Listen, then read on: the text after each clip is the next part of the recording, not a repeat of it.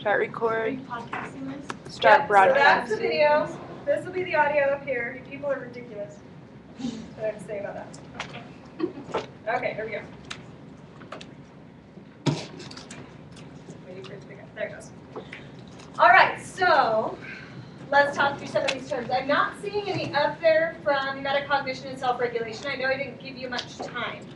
But as I was going through your study guides, a couple of terms that I want to point out just to make sure that you've got them clear, okay? If you looked in the index of the text and you looked up declarative knowledge, it defined it as like knowledge of facts, okay? So in this module, we're specifically talking about a version of declarative knowledge, which is declarative metacognitive knowledge, okay? So kind of a specific subset. So what is that? What is declarative metacognitive knowledge?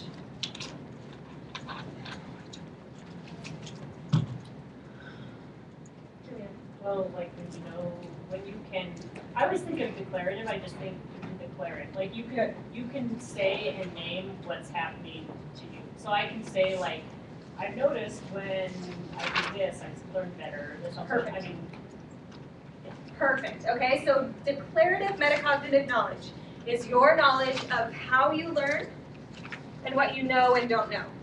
So you could say, I know my multiplication tables really well, but I really don't understand how to do calculus. Okay, so that would be declarative metacognitive knowledge. You know what you know and don't know. And then also, many of you exhibited this in my office last week. I asked you what kind of learner you were. And you said, oh, I learn really well when you use visuals, or something like that. That was part of your declarative metacognitive knowledge. Okay? So, my question for you down in the application questions section was, how are you going to help students develop that? Okay? And we may not think that's our responsibility. It seems like it's the elementary school teacher's responsibility to teach kids how they learn and to think about those issues. One of the things we're going to be looking at today is when exactly are kids actually capable of fully analyzing their own understanding and how they learn. And you might be surprised about that. But the other issue is it's simply not happening in elementary school. It's not. So they get to us in secondary, and they have no clue how to study or how to learn. I shared with some of you in my office this last week the Education Week report. They just went through, Education Week just went through and analyzed all of the states based on a number of different criteria and gave us all grades. Okay? Utah got an F in college readiness. Flat out, full on F. Okay? Surprising to anybody? Nope. Yeah, our kids are not prepared for college. Chelsea just spent the day working with high school students. Chelsea, are they ready for college? I'd say only 1/4 that were there were ready for college. Yeah. And these are kids that are in the business clubs and participating in competitions. Okay, so you expect them to be a little bit more ahead of the curve, but they're just really not ready for college. So they don't have the skills of reading textbooks, of studying, of planning for big projects, any of that stuff. And we are going to tie that into brain development today and talk about some reasons why that may be, but also a huge fault is on us as teachers. We're just not emphasizing it and preparing our kids for it. Last year, a group of researchers here at UVU, led by Susan Madsen over in Visit, did a really big study about women going to college. And I don't know how many of you know this, but Utah is 50th in the nation. In other words, we have the fewest women going to college and graduating from college of any state in the country. 0. Bottom level. Wasn't it kind of like a little bit, had like about average going to college, but finishing college, we dropped down? yeah. It used to be that way, but it's getting fewer actually going even to begin with. Yeah, so we're not too bad as far as actually starting out, but finishing is terrible. Okay, and I know some of that is cultural, but when you go in and you ask the girls why they aren't going to college, what are some of the reasons, they're saying, my teachers didn't talk to me about it, my guidance counselors did not talk to me about it, my parents didn't talk to me about it, they did not talk to me about going to college. I had no clue how to get in, how to do applications, how to find financial aid, they didn't even like talk to me about saving for college, nothing. And that's not okay. It's most likely their parents didn't go to college. That's Usually- entirely possible. Usually if a parent has gone and taken those steps, they know how to navigate that for their kids. Right. And in which case we would expect to see more kids from certain areas going to college. We do see a higher number in the higher socioeconomic areas, but not as many as you would think. And it's still just a really big division. And what's interesting about this is that Utah was actually a leader in this country. We had more women going to college than many other states up until 1999.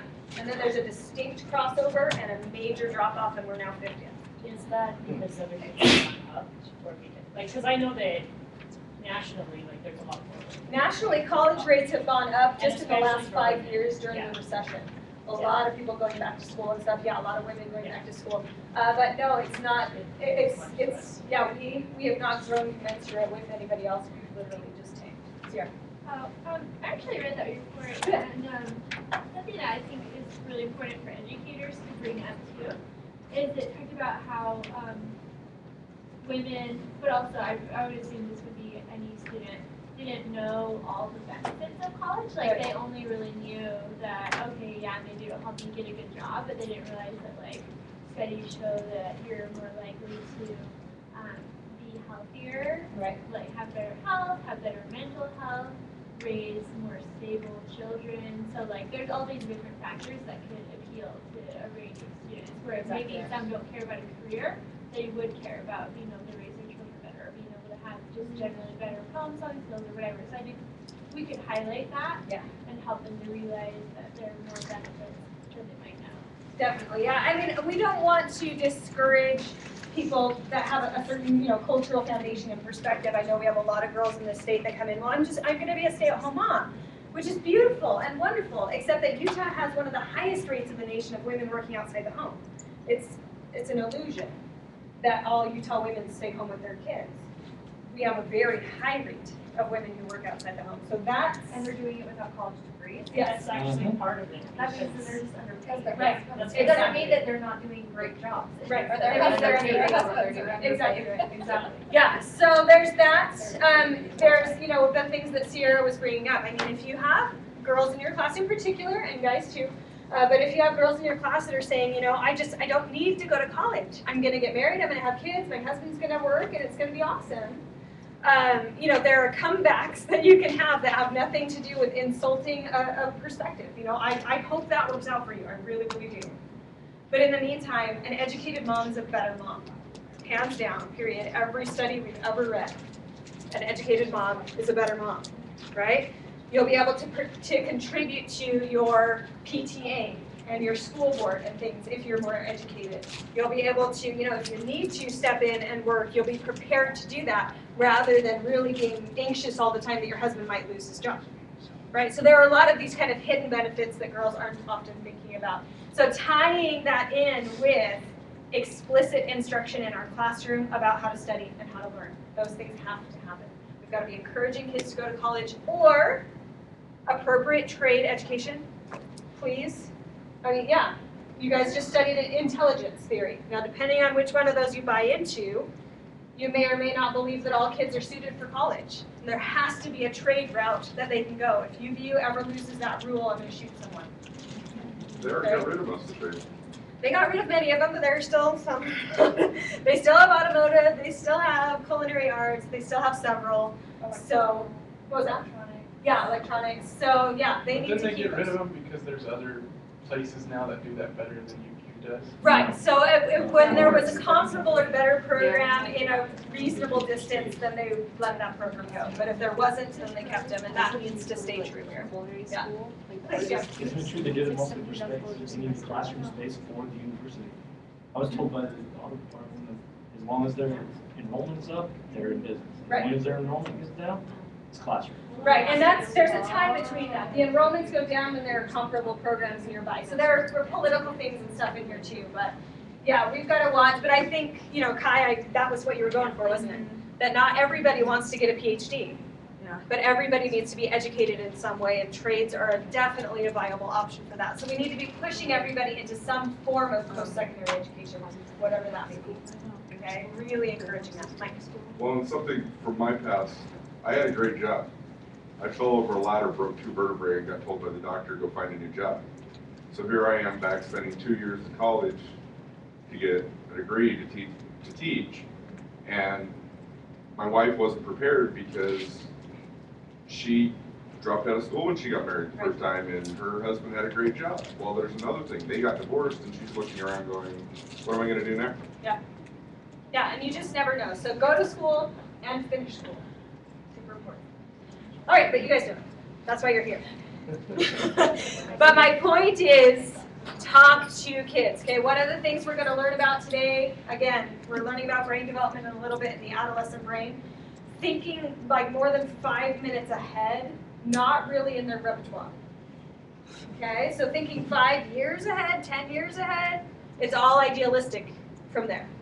Realistic thought doesn't go much beyond the current moment. Okay, so we'll have to really consider that. Think about how to work it in no matter what classes you're teaching. There's some way to talk about going to school, talking about studying, talking about keeping yourself healthy so that you learn better, whatever it may be. I just spent an hour this morning talking to 5th graders about keeping themselves healthy so they learn better. It was fun. All right. So now let's turn to some of these terms, unless you have any other questions about the metacognition and self-regulation stuff. Yeah, we'll get there. Those are actually in the intelligence part.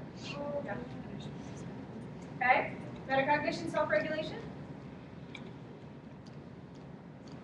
Okay. All right, so let's move to the purple ones for a minute. And I'm going to address these now quickly because we're going to come back to these. Okay? You had a brief introduction to emotional intelligence in Module 2. We're going to revisit it when we get to Module 5. Okay, when we talk about personal and social development.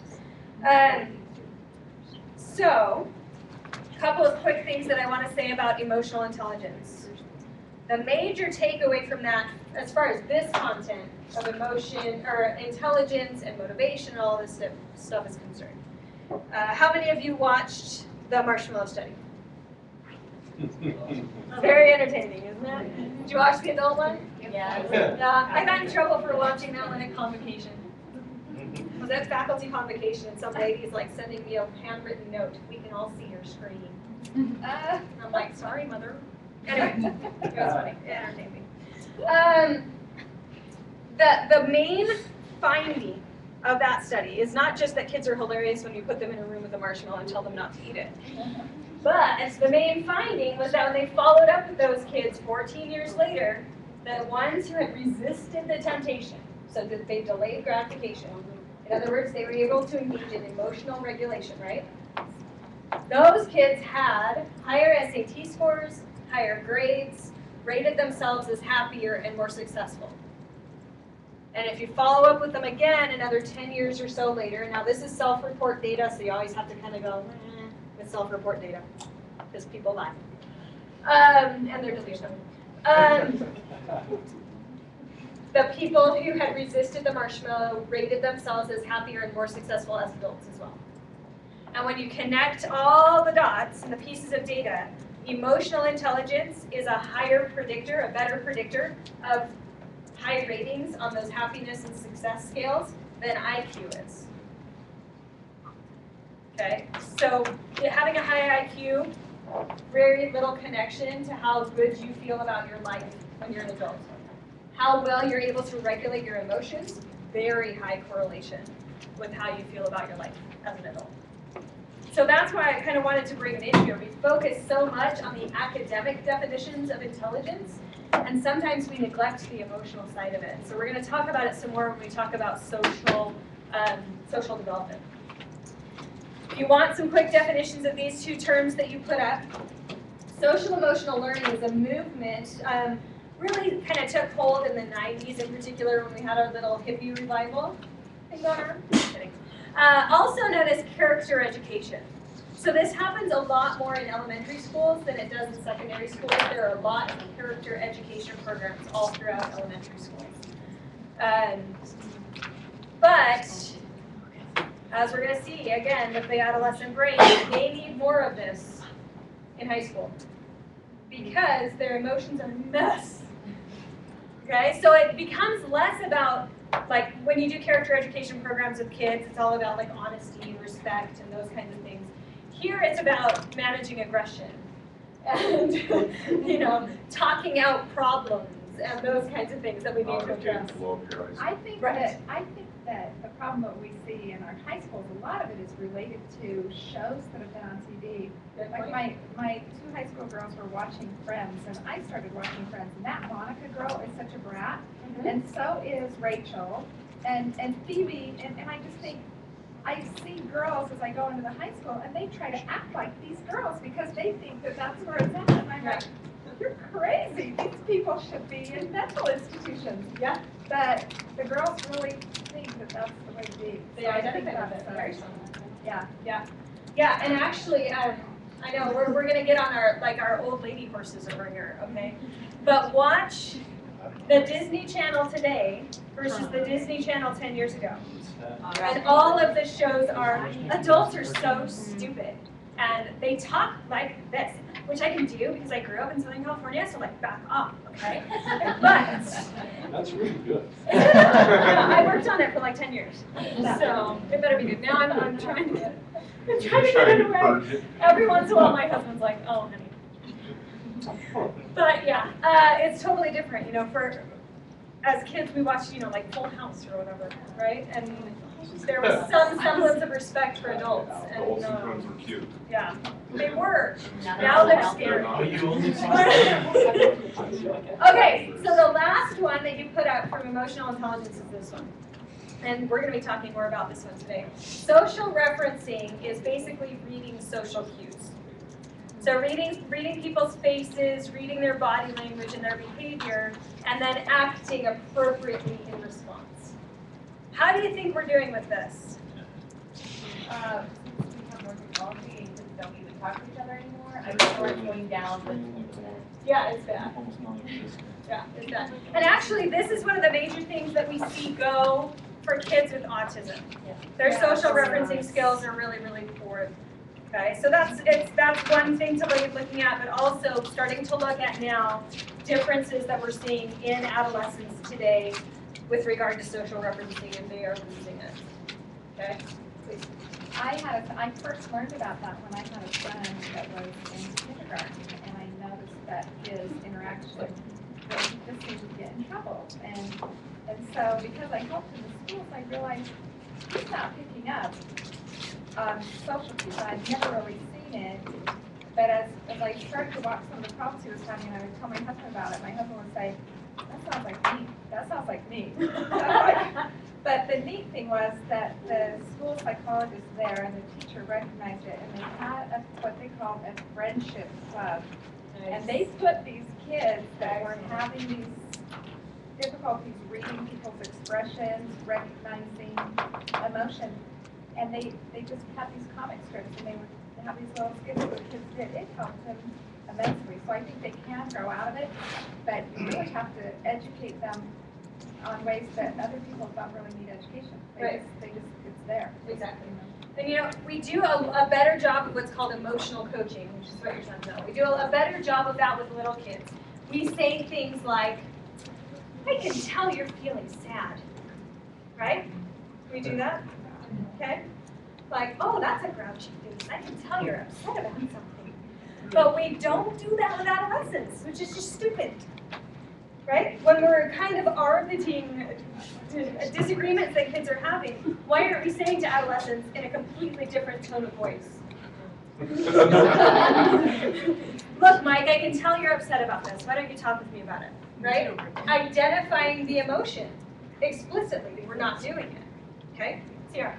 I work at a crisis center for teens, and I definitely have seen that works because I think it helps kids be more open to talking about something if you can identify something they're doing right then. So, like, for example, say, you know, but like you totally can't do it for the group because they care so much about what the group thinks that, like, if you do that, you just like hit the "I hate you for life" button. Exactly. But anyways, like, but if you take them aside and I don't know, say something like, you know, "I noticed that you're acting really quiet right now. It's something you're upset about, or it seems like you're really starting stressed about something or whatever, and then they're usually kind of willing to talk if they see that you've paid attention to them, kind of. I think they take it as like you care and you're seeing them, instead of saying like, seems like you're being a brat, or Yeah. you know, like putting a Or here's negative the label. Yeah. See, the problem is that we as teachers are perpetuating this because we have 40 kids in our classes. And we don't have time to sit down. I can tell you're really excited. Right? We don't have a lot of time for that. Or, oh, why did you just hit Bobby? You know, we're not doing that. We're just saying, hey, get to timeout, or go see the principal. Knock it off, right? Punishment focus rather than reason focus. And so a simple tweak in your classroom management can actually help to start the discussion. And that is, instead of immediately doling out the punishment, you have available some little forms that your students can fill out. And they say something like, what happened? Why did it happen? What could you have done instead? And when you see a student acting out and maybe being disruptive in class, and you've talked with them about this and told them this is the policy, this is what's going to happen, you just bring one of the forms, you slip it onto their desk, and you walk past them. And they know, oh crap, I gotta fill out the form. But the focus turns from punishment to the reason why. And that's not to say that a punishment won't come, depending on what the behavior was, right? But at least we get to know why it happened. And the kids get a chance to think about, is there any other way I could have resolved this? And so we get to kind of talk that out a little bit. So simple tweaks in our classroom management can really help with that. And that's not any more difficult than yelling at the kid and getting them out, in which case, and actually sometimes that's harder, right? You can get in altercations with the kids. Yeah. I like what you said earlier, well, like, but it's the truth of it, that adolescents, they are such an emotional, they're a mess, they're trained with emotions, and sometimes they don't even realize that they're frustrated. They're like, oh, Tony, you've ripped up all your math problems. You're not on it. They go, I am frustrated, and it helps to bring out that identification, and like, a lot of times they don't even know, they just go through this emotion and they don't recognize it, so to bring that out is actually an extreme help. Yes. So it's absolutely. Yeah, ignoring emotions is actually one of the worst things you can possibly do in your classroom, but we also don't want to dwell on them indefinitely. So having something like a form they can fill out to start the conversation, and then when everybody's doing seat work, I can pull them aside and have the conversation. So beneficial, just to acknowledge the emotion, get it off your plate for a minute. It's on the paper now. So it doesn't have to be in your mind, it's on the paper. That also helps them like think about what they did, Right. so they can be like, yeah, that was stupid. Yeah, exactly. Yeah, so hindsight is 20/20. I just have a question about social literacy. Is it true that girls are better at it than boys, or is there not any research for Okay. I've heard that girls are better at it. Right. I don't know if that's true. As far as we can tell, it's largely cultural, so we're encouraged, we talk about it a lot We more encourage girls with to do girls. it more. But when we get into moral development, you see that women do tend to be, whether it's a function of estrogen or whatever it may be, we do tend to be more relationship focused than men are. Men tend to be more independence focused. And so there may be some kind of hormonal Okay. Watch my roundhouse kick. It is deadly. All right. So we'll come back to these. We'll talk about these in modules 5 and probably a little bit in module 6. Actually, I don't think about it. Now let's talk about some of these others really quickly. Keeping with the intelligence theme. Specific intelligence. All right. So let me just turn off your brains right now by saying this. Probably won't test you on it. You're all just like, oh. Okay, great. Right. The one thing, the only instance in which I might ask you a test question on that is, let me kind of do a little explaining. Like Lucy, I've got explaining. Gosh, how old am I? Yeah. All right. In this class, I'm going to ask you to know, to memorize, which I hate. Okay, just lay that out as groundwork. The names of the theorists. Now, I didn't used to do this because I think it's absolutely stupid, because there will be no time in your teaching career where you say something like this to the kids. Well, according to Spearman's theory of specific intelligence, it's not going to happen. But I did get my hands on a praxis exam, and there were questions like, which of the following scenarios best represents Spearman's theory of specific intelligence? Or just Spearman's theory? Yeah, so we're gonna have to know the names. So the only time I think I'm gonna ask you about this one is maybe a matching exercise. I'll do a matching exercise on every exam that has the name of the theorist with concepts from their theory. Okay?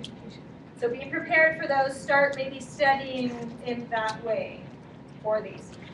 But talking about it, what's general intelligence? Let's start there because that's the other side of Spearman's coin, right? Okay, general intelligence. I'm going to do wait time. So no, don't get offended if I wait a few seconds before I call you. That's the concept we're going to be learning about in this class. But what is general intelligence?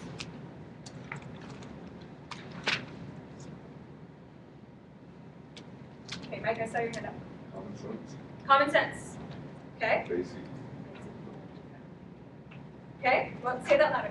Just basic knowledge of everything you've learned or everything you know. Okay, Mike. And all of your specific intelligences are somehow connected by an underlying intelligence. Good. Okay. I know it's tricky. My husband asks me this probably at least once a year. So wait, honey, what is intelligence? And I just look at him going, it's impossible to define. Okay, so when we talk about intelligence as in he's intelligent or she's intelligent, it's this underlying, yeah, they're smart kind of thing, okay? So according to Spearman, that thing is measurable. And we have it to some degree. So it's like, here's my allotment of intelligence. I don't know how this works. Okay. And that is measured through something like an IQ test. Okay? Now, some of us would call that common sense. Some of us would call it like funds of knowledge. There are lots of things that could be part of that. Generally, when we talk about Spearman's theory, we're talking about funds of knowledge paired with kind of analytical skills. Can they actually put those funds of knowledge to use in some new and novel way? So adaptability is part of that. As an indicator of intelligence at a young age, we look for kids' ability to adapt to new situations. Right? Okay. Now, did you watch the video of Carly? You watched the Carly video? Mindset, maybe? No, Carly was the girl with autism. And the typewriter, and she would type her thoughts. Right. How well do you think Carly adapts to new situations? No. So Carly would absolutely 100% fail an IQ test, right? Right. Right. So she is not generally intelligent. Is the consensus. Right. IQ. So according to Spearman's theory of general intelligence, Carly is not considered intelligent. She's not able to adapt to new situations. You know, I can't measure her intelligence. All right, but obviously now we know through distributed intelligence, we know, wow, she's amazing in there. Okay, so we've got this underlying foundation of intelligence, and then that branches out. If you're generally intelligent, then we can also start to see some kind of specific intelligence that you have. So maybe a particular gift for mathematics or a particular gift for language that falls underneath that a little bit. I think that your definition was really, really good of this, so will you share? Specific intelligence? Yeah, specific versus multiple. So I was really confused about the difference because specific seemed like it was just multiple intelligence, it seemed like it was all different ones. So basically what I concluded, and I can't remember why I was so brilliant, my insight is escaping now. But basically I realized that specific intelligence, like, if you don't have general intelligence, then your specific intelligences might not be manifest, and so it looks like you will appear dumber. Yeah. So it basically lowers the concept of your general intelligence. Whereas multiple intelligence believes that you can be intelligent in other areas, and it's not reliant on the general intelligence. Like it doesn't depend on that general intelligence. They're completely separate from each other. Perfect. Does that help everybody? Okay. Good. All right. And then we have learning styles. How we like to learn stuff. Learning styles is really, really a general term. Very, very general. So then we get into like learning preferences, which are a little more specific. intellectual styles, which are a little bit more specific and fleshed out. But learning styles is really fairly general, and you guys all went to them. I'm a visual learner, I'm a kinesthetic learner, those kinds of things, okay? So don't stress about that to remind us. Preferences be the specific inside the style that you choose. Right, I prefer to draw my own pictures, I prefer to take notes by hand, yeah. Okay? So any further questions on intelligence stuff? All right, I'm gonna make you move. Everybody up. If you have your printout of your multiple intelligence test, pull that out. If you don't have the printout, hopefully you remember. If you didn't take the test, take a guess. Okay?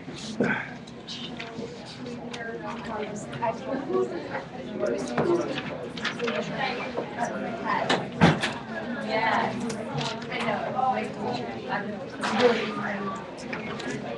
I'm not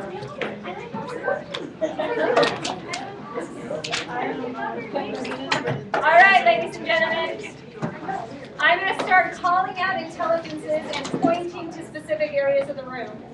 I want you to go to that area if that intelligence was your highest. Now, I know some of us have like 3, they're all tied. So just pick one, okay? So as I call them out, go to that area of the room if it was your highest intelligence, or you're going to pick that as you feel that's your highest, okay? All right, so let me see my linguistic intelligences over here.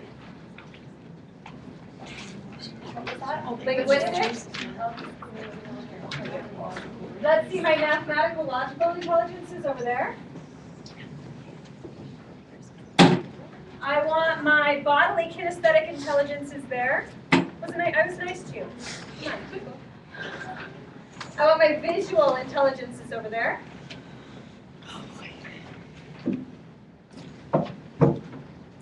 I want my interpersonal intelligences here.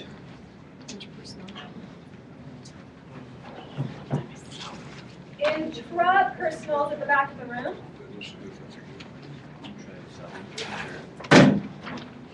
And naturalists here in the middle. I shouldn't say naturalists. Oh no, it's naturists. Okay, all right. So any naturalistic intelligence for Are you naturalistic? Are you intra? One more? You don't want to be late, so. That's right, we only have 3 people who know ourselves. Right. Is there one more? Oh yeah, musical. I forget musical sometimes. Back corner. Musical. Never mind. Thanks, Jeff. That's why I wasn't sure if she was gonna go this time. Oh, yeah. Not by myself.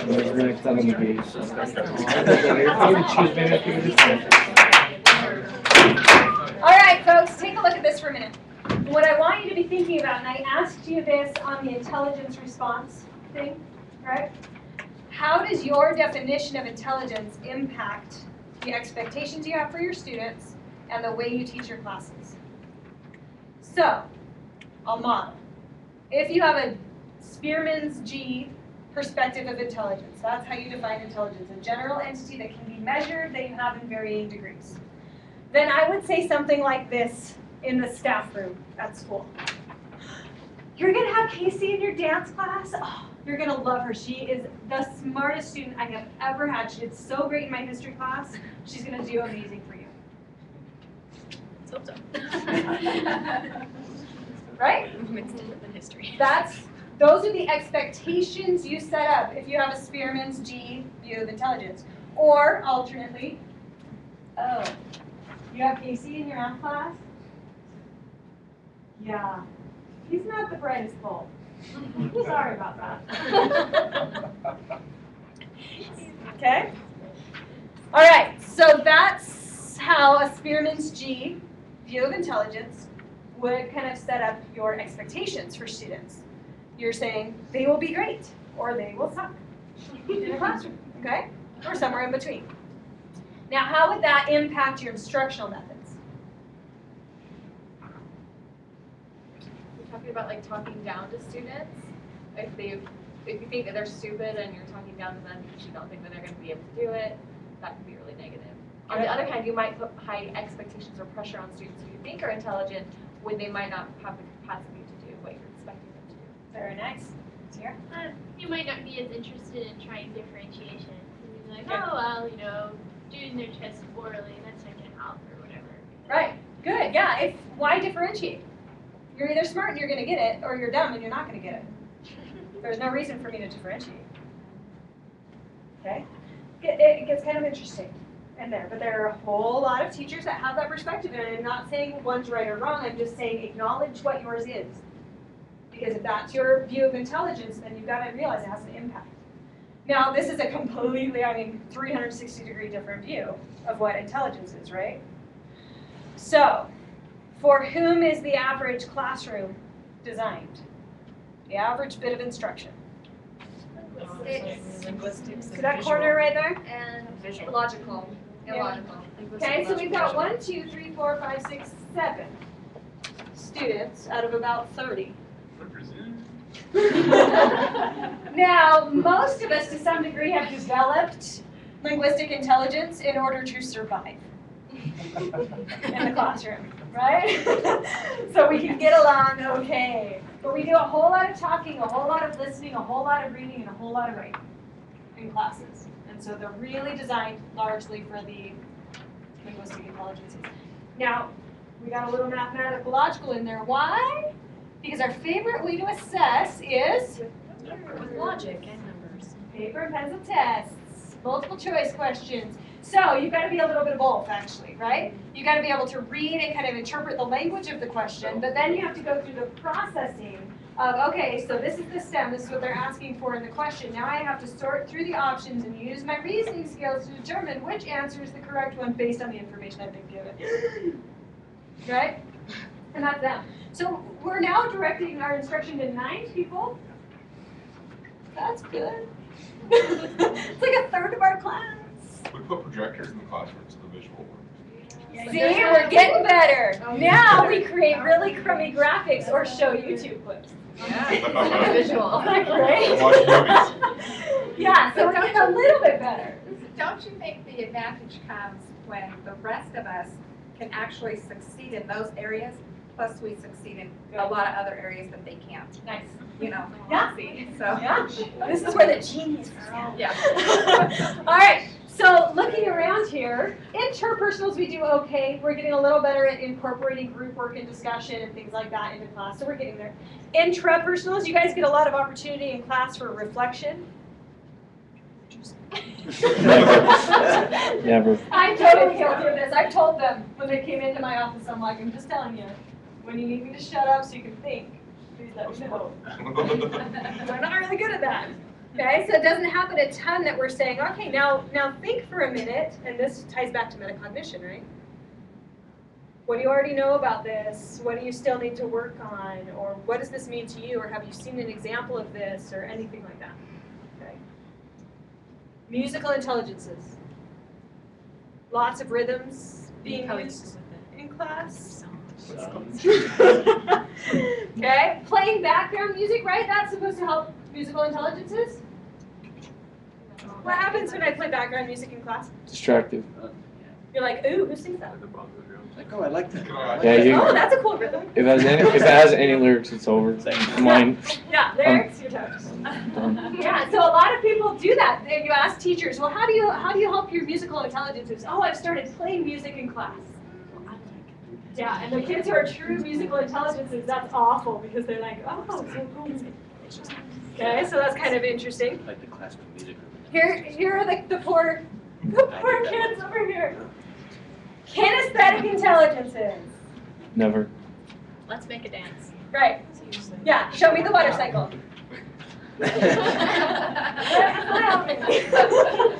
Okay? Although, I will encourage you if you want to laugh. Okay? Dance mydissertation.com. Okay? So basically, a bunch of PhDs enter a competition in which they try to interpret their dissertation through modern dance. Oh, this is gonna be good. Oh yeah, it's very entertaining. So, you know, when you have a minute. These are not dance PhDs. These are like biophysics.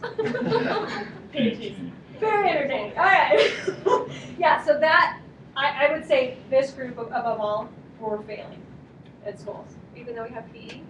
Oh, yeah. How many schools still have PE required of all grade levels? It's like 10th grade is required. 10th grade is required, Yeah. that's it. Yeah. But Elementary on top of is that, like what are you learning in twice a PE? year. You're learning how to shoot basketball, you're not learning math through movement. Right. You know, Elementary school, how often do they have PE? Twice a week, Maybe. 30 minutes. If they're lucky. Yep. Okay. Take dance class. Recess? Every day for 15 minutes. Did you hear that? They cut the third recess upper out of grades, most elementary Yeah, schools. most elementary schools no longer have the third recess, so they have one 15-minute recess, and then they might have a little time with lunch, which forces the kids to like, get down so that they can get out there. Well, because they have, like, a lot of the schools, 15 minutes for lunch, 15 minutes for outside, and they switch grades 1, 3, 5 outside, 2, 4, 6 inside, and then you switch. So Exactly.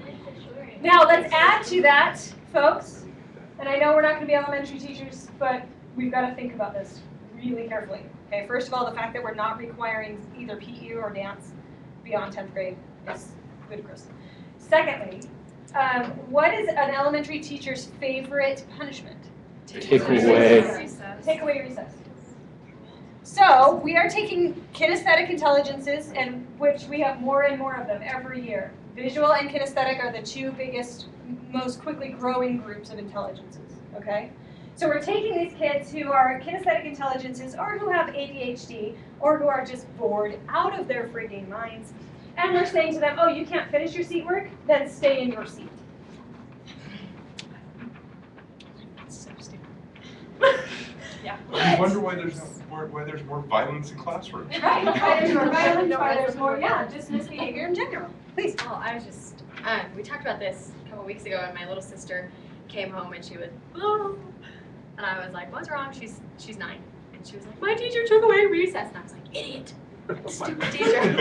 But basically, she's a kinesthetic learner like me, she's a visual learner like me, and so she couldn't get her homework done fast enough, and she was like, please just let me go play for 10 minutes, please, please, please, and her teacher was like, no, finish it. And finally, it just put so much anxiety on her that she didn't do any work for the rest of the day. Yep. Because she was so anxious and upset that she didn't get to go to recess. Yeah. And as we're getting into adolescence, people, let's think about this too. So especially for upper grades of elementary and then getting into junior high and high school, when you're taking away recess, you're also taking away interpersonal, right? Which becomes a bigger factor than even the physical to some extent. Please, Kai. Well, studies have shown too that even if you're not a kinesthetic learner or whatever, every student in school, if they get that break, that extra break to get up and stretch and run around and go play outside or whatever they need to do, that they come back and they're more focused. And so it's like, to me, it's just stupid. Yeah. Like, yeah, because it makes more sense to have everybody come back and more focused. So. Yeah. One of the things I'm going to have you read briefly about, we're going to have to move on, unfortunately, but if you have thoughts and you want to share them with me later, please do. We're going to be learning about the effects of exercise on the brain in particular. I'm going to have you read just a little bit about that. But we as secondary educators really need to be thinking about how can we work in physical activity beyond being very strong and vocal advocates for physical education and dance. How can we work it into our actual classes? Are there things that we can do to teach concepts that are physically oriented, right? How can we have them use their bodies? Are there, can we give them breaks within the context of the class? There are brain boosters that you can actually download that are linked to your curriculum. So I'll give you the links for these. But you can use them within your curriculum as review points and things like that. And then, getting into the interpersonal, why are we rewarding kids with candy when in junior high and high school, the ultimate reward is 10 minutes of talk time, go. Yeah, no kidding. Right? Yeah. So we've seriously got to rethink what we're using as punishments in our school system, and we've got to start considering how we can work in physical movement. We have to. Okay? You guys just don't want to stop talking to me. I'm sorry. Go ahead.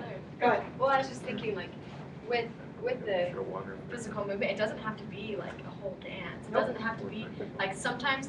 If you think back, like in elementary school, when you get with your group and figure out the answer and run up to the board and write on the board, that's enough kinesthetically to write it and move your body that it'll sink in. Yeah. Spanish majors, where are you? How many in this class? Seriously? Sorry. Okay. Conjugation relays, my friend. See, and I really hate those. I know. Like, I want to stay sitting down instead of having to get up and move around. I just think it's dumb. I know. So I encourage you. that's why I just, I to encourage me, you. I hear that from teachers and it's like, yeah, I don't want to. All right, Sierra, and then Julia. Yeah, well, even things like what we just did right now is something easy you can do to help kids like get into groups but actually get at, or like at least with English a lot of times to introduce a new unit or lesson you'll do some kind of like attention grabber thing, but you can have it be one of those ones, I don't know, like human knot or some kind of something, and have that be part of the lesson. Good, so it can be little. We've been talking a lot about why it's good to have lots of learning styles so you can like each kid can have something they start at, but I actually think like kind of the flip is true as well. Good. Like I'm all like I think that I probably would be good at verbal stuff regardless of whether I had any instruction in it ever. And I know people who like never really had any formal instruction in interpersonal stuff, but they just really like they have a gift. They naturally know how to get along with people. Right. I think one of the reasons we need to have lots of stuff is because to help kids out where they're not strong. Because you know what, everyone is going to need linguistic intelligence and interpersonal intelligence, and like we're all going to need to learn it. And so if you're not strong in it, that's probably exactly why like we actually do need to have it in your schools. Yeah. Now Howard Gardner, if you ask him which one's the most important, interpersonal. So Howard Gardner feels that interpersonal intelligence is the most important. So talking about emotional intelligence, which is the same deal. You can't succeed in society without some level of interpersonal intelligence unless you're like the ultimate genius in a particular field, and nobody cares if you're a jerk. Okay, but for the rest of us, we need some emotional intelligence. Let's go ahead and sit back down. We'll finish up a couple things, and I'll give you a break. I promise. Just thinking it's cool.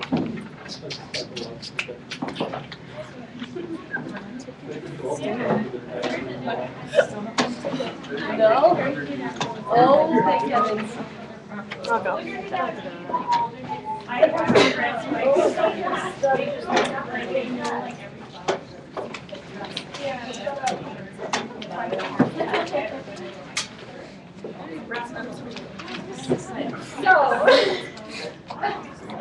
So let's carry on with Juliana's point for just a minute before we move on from intelligence to motivation, because this is the bridge between the two. Okay? Howard Gardner's theory, you read about it in the textbook, has a lot of detractors, right? Most of them from the quote-unquote hard sciences, who feel like we basically never, well, we can't prove anything in social sciences. We can't. We deal with people. There's always going to be an exception to the rule, always, right? But a lot of people that don't really understand how Gardner came up with this theory question it. They're like, well, it's just what people like to do. And it's kind of furthered by tests like the one I had you take, right? Like, I think there's a question on there like, would you feel bad if somebody cut down all the rainforests or something? Who's going to say no to that? Right? Or you like to have music playing in the background. So it's all about preferences and things like that. It's pretty tough to develop a questionnaire for where this theory actually came from, because the foundation of this is actually in brain scanning and the study of how the brain works when you're trying to learn a new task. Okay? The fundamentals, the foundation of this theory is that when a person is approaching a new learning task, learning something new, they tend to favor certain processes and parts of their brain. Okay? Now, is it biological? Is it cultural? It's a mix. Okay? Everything is now. There's no nature-nurture debate anymore. Everything's a mix. Okay? They can't be distinguished. But we know that there are people, when you give them a new learning task, they approach it from a physical brain perspective, from a very logical point of view. They use the parts of their brain that are typically reserved for logical processing. And there are people who, when approaching a new learning task, use the visual centers of their brain as the primary method for accessing that new information. So that's where this theory actually came from, with the kind of fundamental ones. And then we get up into things like naturalist intelligence. There's not really a natural center of your brain, okay? But those people tend to be very integrative. In other words, they're really good at finding kind of natural patterns and connections These are really good study buddies. So if any of you are high on the naturalist intelligence, like tell everyone and you'll have instant friends. Okay, because you tend to be very, very good at saying, oh, this is just like this other thing we learned about in this other theory and in this other class that we had. Because you find those natural connections and patterns between things. So those are a little bit harder to show with the brain scans, and so that's why we've gotten quite a few detractors coming on board. So as far as it's useful for you as an educator to think about students differently, to think about instruction a little bit differently, then use it. I actually particularly like the entry points. Did you guys see that part? Okay, when we talk about are we using a narrative entry or are we using a musical entry? What kind of entry are we using to the information? And then if you talk to Howard specifically about his theory, one of his biggest frustrations is that a lot of people think we're pigeonholing, just like we did with IQ. Oh, okay, you're an 84 you have an 84 IQ, right? When we take a multiple intelligence test, what we're saying is this is your baseline. This is your starting point. So we know you have these particular strengths and use those. So you all now, with these results, should be able to go back and look at your study methods and say, oh, okay, I'm a logical learner. I didn't really know that. So now I'm going to start asking myself kind of quiz questions about information. I'm going to start like categorizing things in logical ways, you know. So change your study methods a little bit. But Gardner is very fierce in telling people that his point is not to pigeonhole, but to show people what their strengths and weaknesses are, and then encourage them to develop their weaknesses, to make those stronger. So there's a strong connection here with Carol Dweck. And she is the nice, mousy lady. So tell me a little bit about her. Remember, Carol? She's kind of like this all the time. Talk about mindset. No. Do you want to talk about mindset? Yes. Hey, tell me about it. Well, she had said how when she was in elementary school, they put in order of IQ tests, and she said that was dumb. You know, we didn't want to lose our seat, you know, didn't want to look dumber than anyone else, and so she started testing kids just in IQ like tests, and just how they would give them impossible tasks, and someone would give up, others would try and figure it out. So it's all about mindset and how they want to get it done. It's just up to them. But good. Okay, so Gardner and Dweck are on the same page here. This idea of growth mindset versus fixed mindset. If you have a fixed mindset, that means you don't believe you can change. So, okay, I'm a musical intelligence, I'm not a linguistic intelligence, that means I'm never going to be good at school. That's a fixed mindset. Whereas a growth mindset would say, cool, I'm going to use my musical to help me out until I can fully develop that linguistic side. I'm going to practice on that, and I'm going to find some strategies. Okay. What is amazing about Carol Dweck's work, as she's gone in and done actual experimental research. So we know, that experiments are the only types of research that you can actually draw causal conclusions from. They're the only ones you can say, this causes that.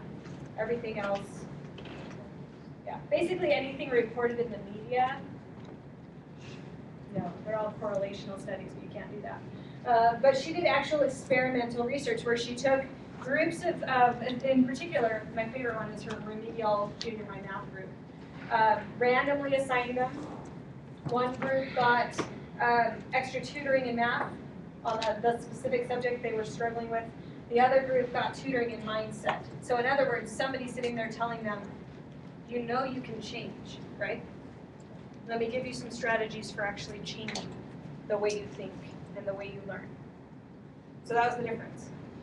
And at the end, they were both given a math test, and the mindset group did better than the math tutoring group. So these kids had gotten extra instruction on the actual material and didn't do as well as the kids who were simply told, you know you can change.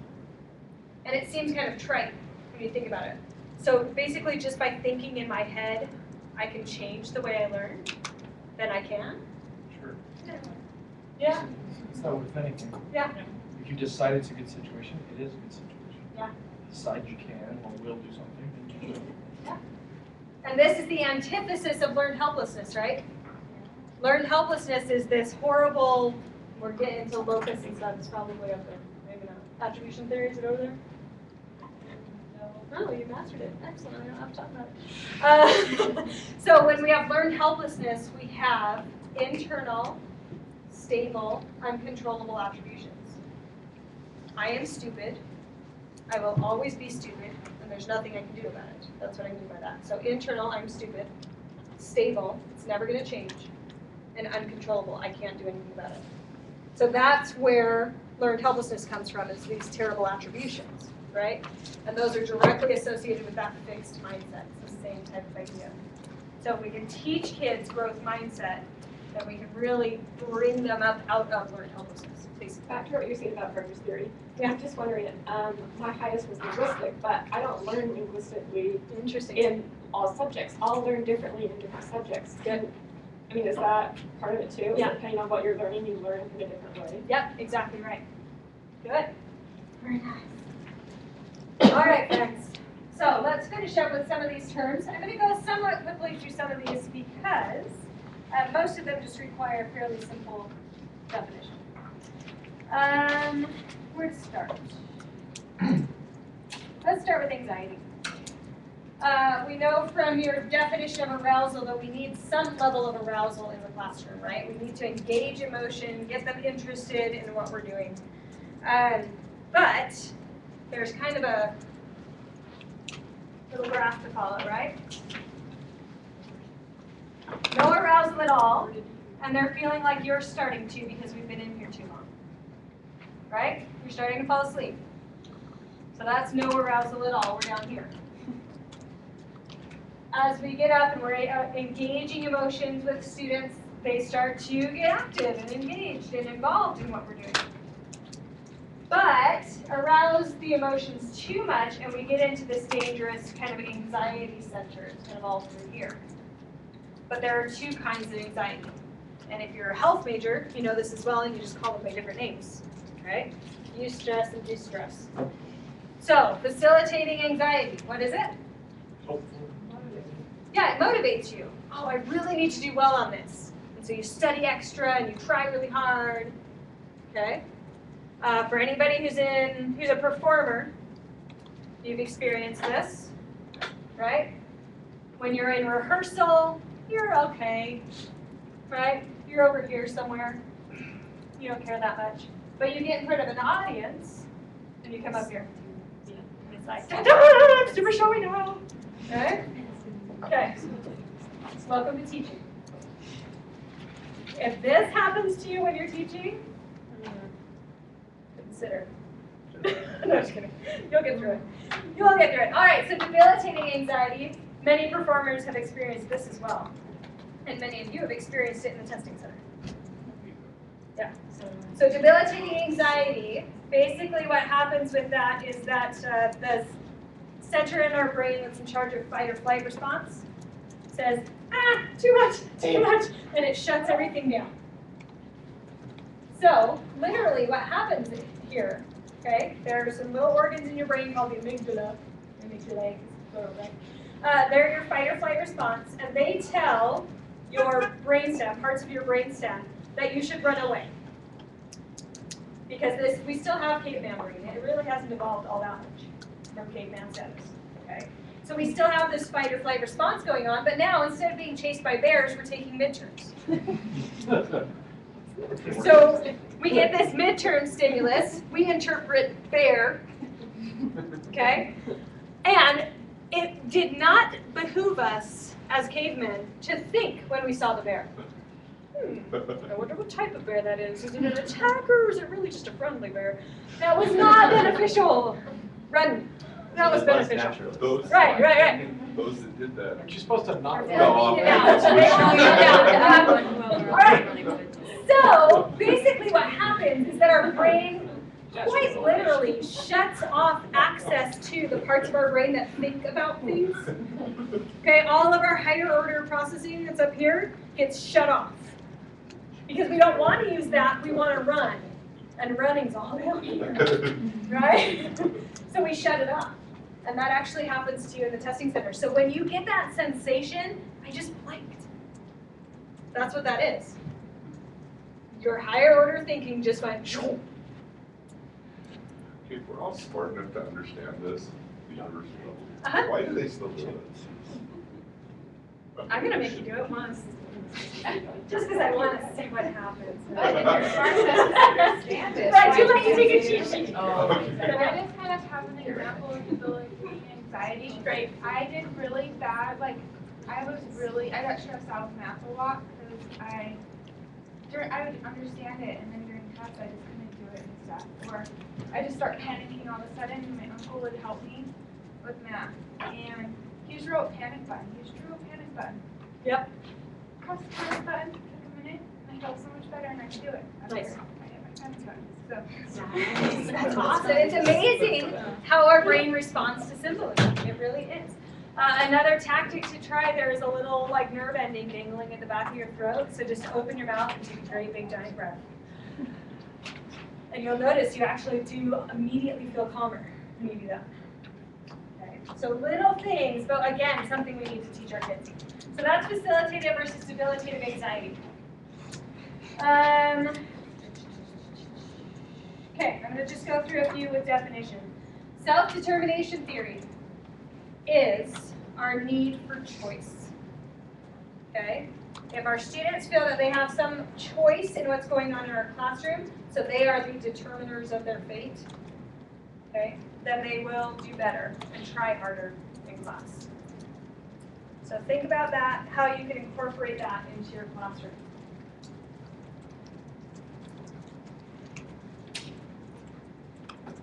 Autonomy is closely related.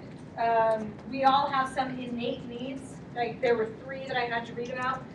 We have an innate need for competence, that we need to feel like we're good at something. We have an innate need for relatedness, which is that feeling of connection with other people. And then we have an innate need for autonomy. This is power.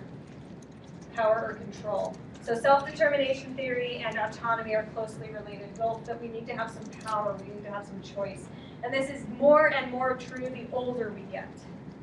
Okay, so it won't be as true in a first grade classroom as it is in an 11th grade classroom. And at that point, your kids really will respond to you saying, well, what do you guys want to do? Would you rather have an essay exam or a multiple choice? Or here are 3 options for the project. You guys choose what you'd like to do. Okay? Things like that will really, really help to motivate your kids in the classroom. And the more we do that in the classroom, the more our kids will tend towards towards a mastery orientation. So the mastery orientation is one that several of you exhibited in my office this week because you were hiding your performance orientation, right? When I ask you what your goals are. I want to understand how people learn. I'm not mocking you. I'm appreciating that you did that. But secretly back behind it, I just want at least a B-. Right? Which is the performance orientation. The focus on how well you do or how well you look in the eyes of others. Okay? So kids with the mastery orientation do better, learn the material better, hands down, understand it better, they try harder, all that good stuff. Kids with a performance orientation tend to give up when it gets hard because they don't want to look stupid, so then they'll just be like, that's a dumb task, why would I even want to do that? Okay? Okay. Or they're really focused on like, if I get A's, I get money from my parents, or more extrinsically motivated with performance orientation. Okay. So now we'll pull these. These were not on your study guide, but they were in the book, and they're just interesting. So I left them in here because I wanted to talk about them briefly. Performance contingent rewards. We think about how we defined performance just a minute ago. This is how well we do something. So we only get the reward if we do it well. Does that make sense? Okay. Task contingent rewards we get just for doing it. Yeah. So this would be soccer. Yeah? If you played on the team, you get a trophy. You didn't actually have to do anything. Just show up for the games. Right? This one, you win the soccer championship at the state level, you get the trophy to take home. Right? So that's the difference between these two, and my concern is that we are so focused in this country on self-worth that we are doing way too much of this. Yeah? Yes. You concur? Yes. Okay, so we are, another innate need we have is to preserve our self-worth. So a lot of times when you see people lie or make excuses, it's because they want to keep feeling good about themselves. That's their back reason, whether they know it or not. Okay, they're trying to preserve their self-worth, their feelings that I'm okay, I'm a good person. Okay, that's back there. That's what self-worth theory is. That our kids will work to preserve their feeling of self-worth, even if that means lying or giving up on occasion because it's saving face. Okay?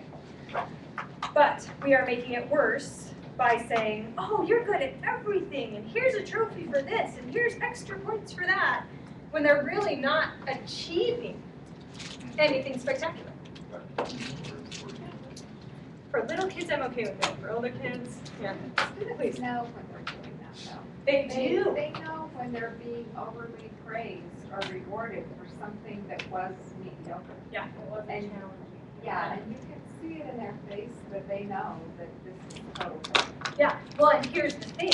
We actually start to damage their self-worth by doing this too much. Yeah. So what they start to recognize is, seriously? That's all you think I'm capable of? Yeah. I must be really stupid. That's what it can develop into.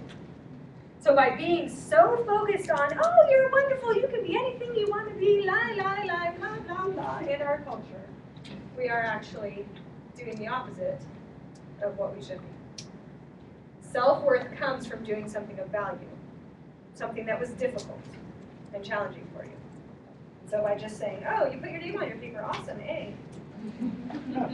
Okay? But we as teachers do this all the time. Complete your homework and you get the points. You don't even have to get them all right. Just do it. Why? Because I'm lazy and I don't want to grade it. I mean. Okay, but we do it because it's easier a lot of times. So we've got to be careful about that as teachers. Watch out for the expectations you're setting for your kids and what you're rewarding them for. This is about, but I can't remember if you're the professor, you were the one telling us about in Korea, the suicide rate is so high. Oh, no, it wasn't me though. Oh, it was.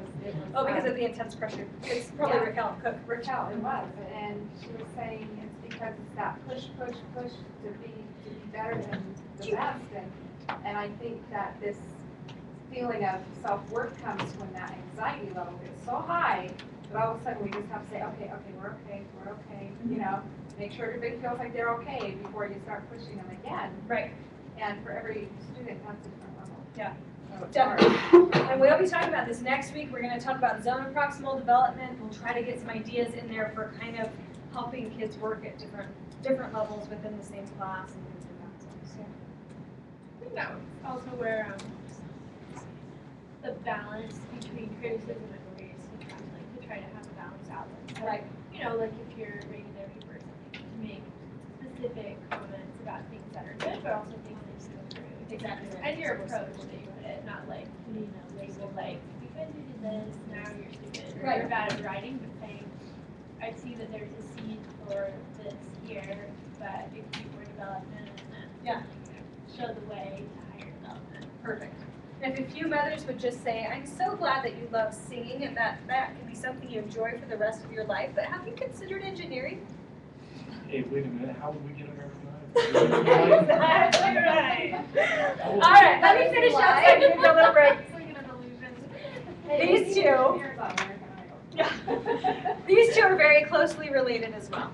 So, self-efficacy, somebody define it for me. You believe you can do it. You have confidence in your own abilities. And this is for a specific task. So I believe I am good at tap dancing. I have high self-efficacy. I am terrible at golf. Low self-efficacy.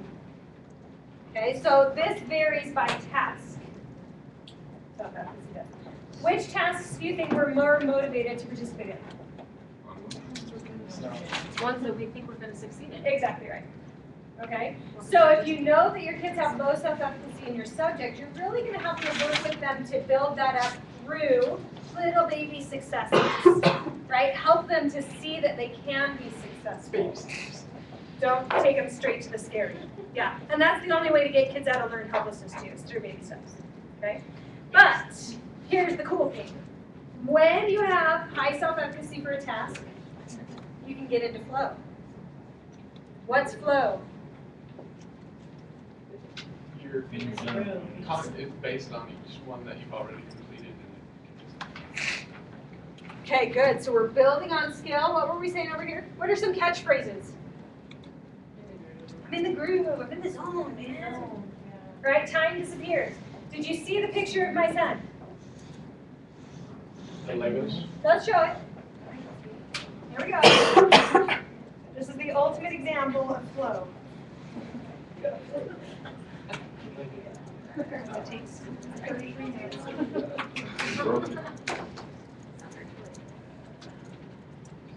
Breaking the flow. All right. Module 2.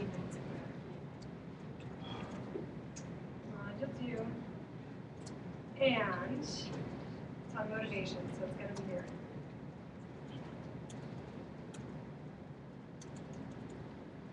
There he is. There's my kid. He's 6. Guess how long he was sitting there? Yes, sir. Yeah. What is that? Is it a puzzle or? That is Legos. That is a whole pile of Legos. Okay?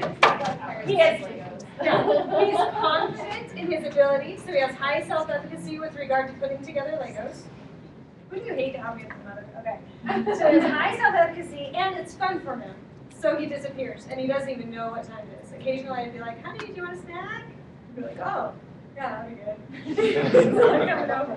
But otherwise, he's gone, right? That's flow. And how often have you experienced that in a classroom? Could you, I don't know, does that apply to like when you're reading a really good book and you don't put it down? Yeah. It's still kind of the same thing? Yep, definitely. Okay, so anything where your sense of time just disappears because you're so motivated, so engaged in what you're doing. And our challenge is that this just is not happening very often in classrooms. Okay? It's happening in front of TVs. It's happening in front of TVs. It's happening in front of video games. It's not happening in classrooms. Okay? I have high self-efficacy in my ability to watch television. I am telling you. All right. Skills. Okay, so that is flow. Think about, and we'll talk more about this next week, how we can get our kids into a state of flow, which has 2 factors, right? They have to feel good about what they're doing, and they have to be having fun. They have to have the skill and it has to be fun. So think about how you can do that more in your classroom. Let's take a break. 9 minutes. I like to give weird breaks. Come back in 9 minutes. We'll start right back up. When you get back, I need you to get an iPad, folks. Here we go. You ready? We got presents. When you come back in, you're going to come over to this little cart. There's a form here that you need to just, as you grab an iPad, write down your name on which one you got. Okay? When we put them back, I have to sign them off that you put it back so you don't steal my iPads. All right? So that's the fun. So high-tech. I know. These are on iPad. Okay. Yes, that app you're going to need is called 3D Brain. Yeah, it's a free one. Of course. I was looking for this, you know,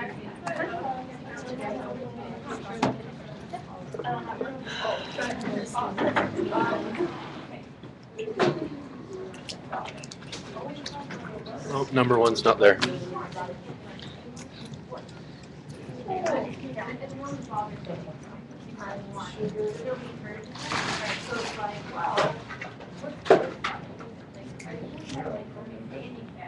Yeah.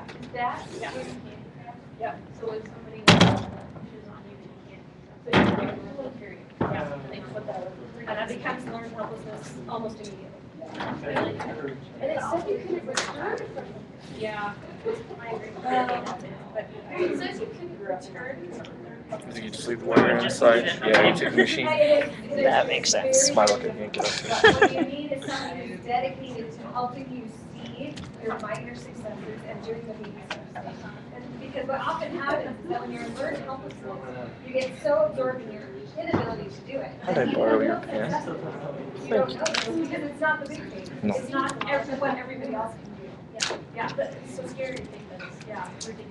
But if you have a teacher or an aide that can sit with you, and even, just in consultation, say, look at what you did today that you couldn't do yesterday. Tomorrow you're gonna do even more. Tomorrow you're gonna do even more of that. But it doesn't take more. Is it harder for adults? Yes.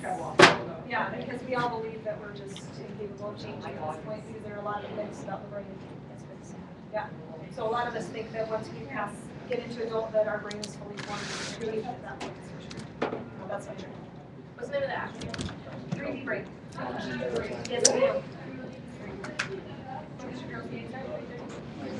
This is fun. Yep.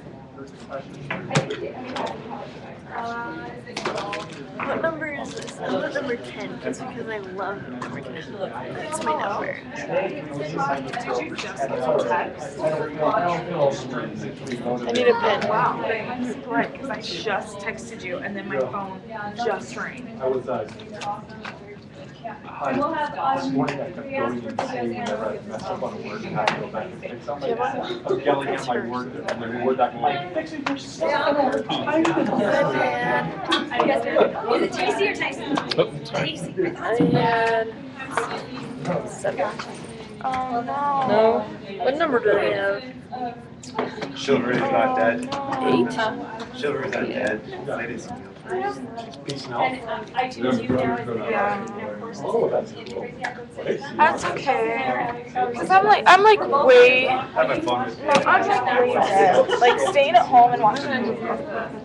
Sounds really good. I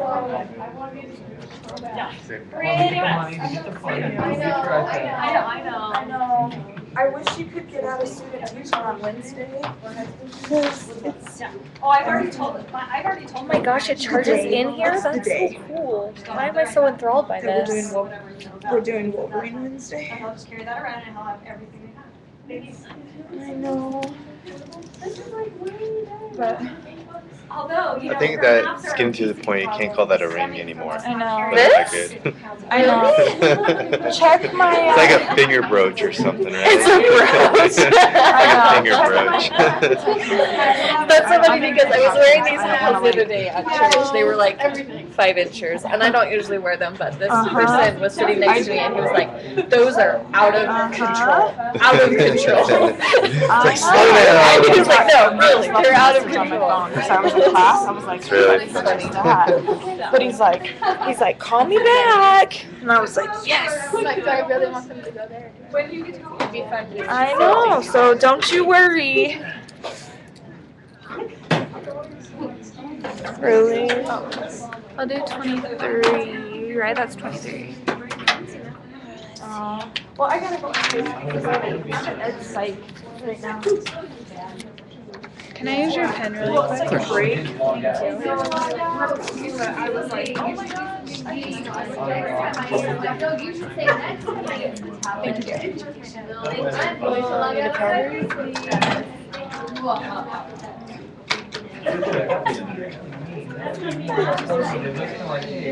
I'm kind of nervous to like be responsible for one of things.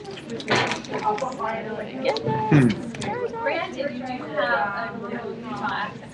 Number 6. Like honestly, it works out. Are we supposed to? Pick a number. Just wanted to get. I'll go with 6. Is 6 there? I have 6. Oh. You got me, Chino.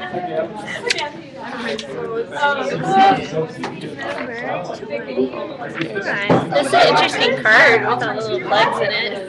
Did you build this? I didn't build it. Here, do you want a pen? Oh yeah, thank you. You're welcome. Put it together, but I didn't build it. Thanks. You're welcome. I just need to get.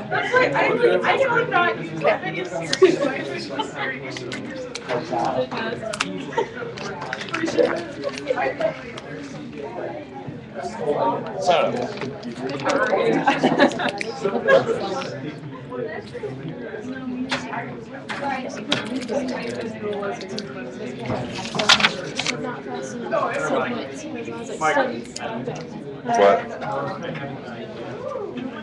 Well, it's like my favorite one. Oh, my husband's already seen Into the Future. When I get tired, I start to sound exactly like my grandfather.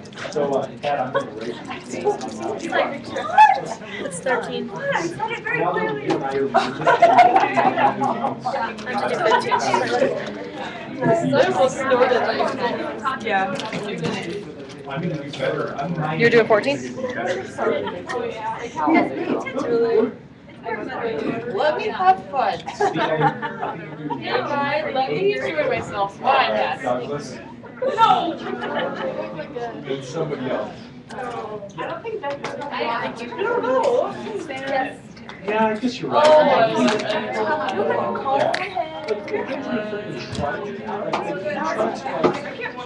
Like, reform the language. Like, we couldn't agree that last. Oh, thank you to the staff. You guys, I think I hear a right here. Let me have my fun, Kylie. Let me. I see you all Googling. Okay, well, for those of us who are fortunate enough to have an iPad in our house, the time we had to spend with it, we do is precious. Everybody likes watching me in advance and have an iPad. They were trying to have you set up. I don't understand. It's all the same.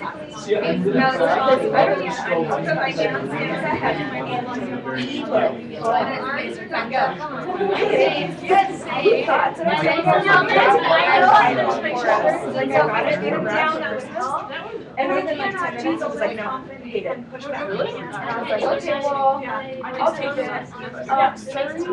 Surrey, Siri. Yeah, like, so they're like trying to do that. I had it for 4 days. It was the worst phone. But my kids are trying to like tell that My hips are I worked out the running campaign. She's like, that's not allowed. Like, if it was, yes. That's so funny. We were like, when are you married? Yeah. It took me like 2 months of going to yoga 3 times a week. Like the phone. And I was able to like, she talks. Oh. Yeah. I love the place classes. That's where I used to go. Right now I'm on to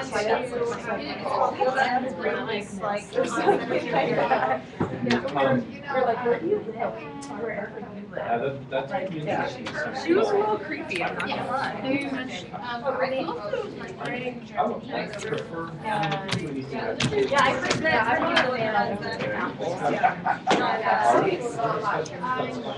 I don't hear good things about it, but it's just. Today's challenge, change the wallpaper for the next thing. I did too because in anatomy. I've been told I'm college when we had to do our presentations and like, man, you are really strong. You are not. the nervous system and I'm using the brain. Yep. So if it's like brain, like something else So I can do with the brain. You have to take it out and like open it up, like point out everything like on there. Like that's the worst. Yeah, but then like the whole like gravity toe, that one I don't understand. How are my arms supposed to reach my toes? I don't get that. And then you pull it out to the side and I just laugh at them. I'm like, yeah, and then you're supposed to turn it out. My hips don't do that. No, my hips are the worst part of me. I want to find Yes. I wonder if it's just better. No. Just straight.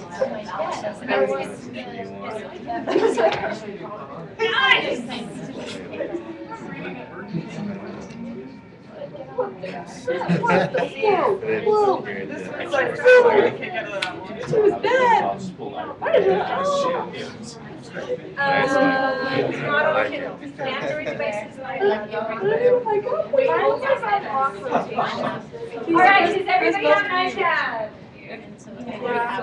Yes. Excellent. I'm used to. Yes, sir. Mine doesn't have Angry Birds on it. Oh, dang it.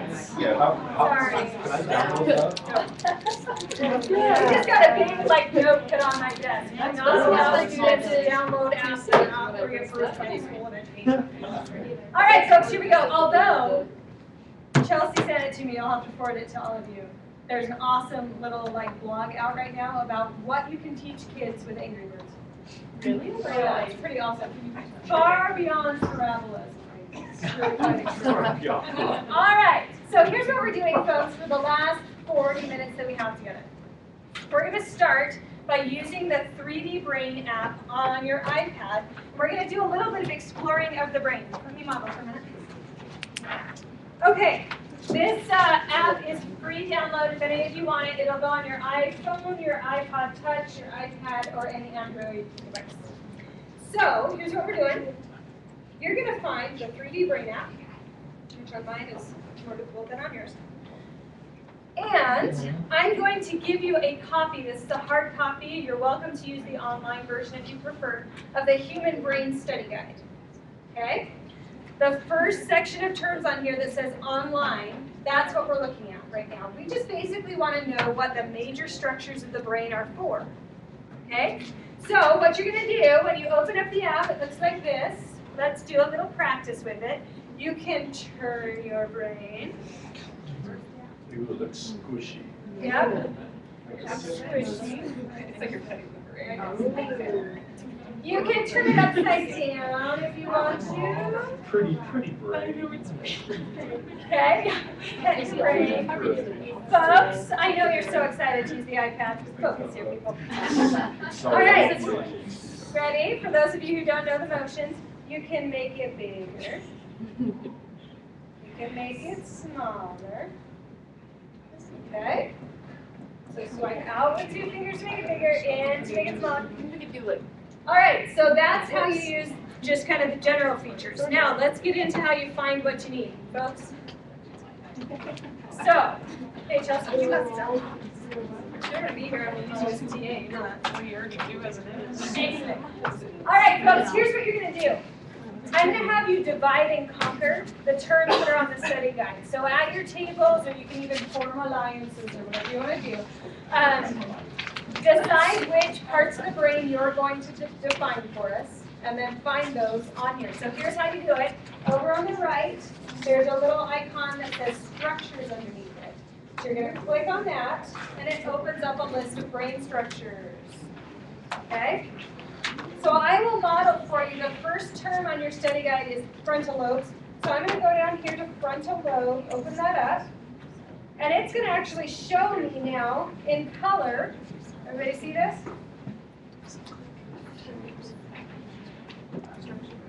There you go.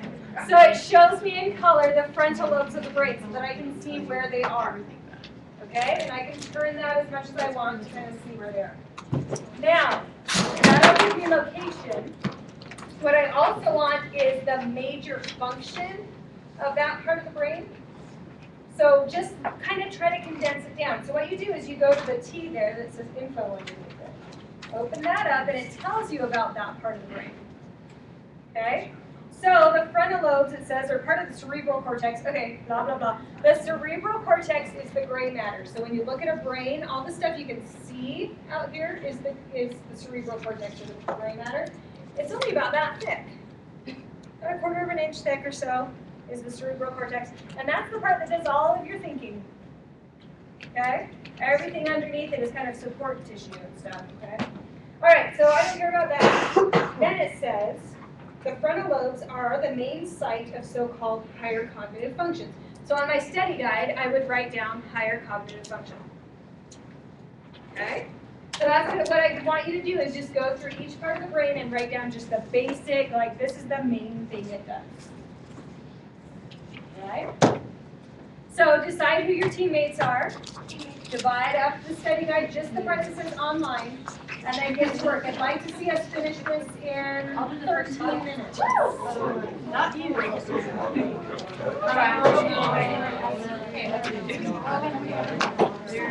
How many are there? 11, so there's online, there's 11 terms. Well, I guess one person does five. No, one.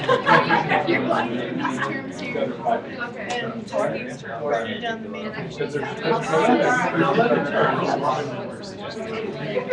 Well, there's 11 terms in this, so only one person will be fine, and the other.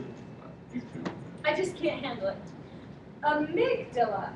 Ready together? Amygdala. Good. Wernicke's area. Wernicke's area. All right. Okay, now you can go. So it's German. Yeah. Okay, just it's a name.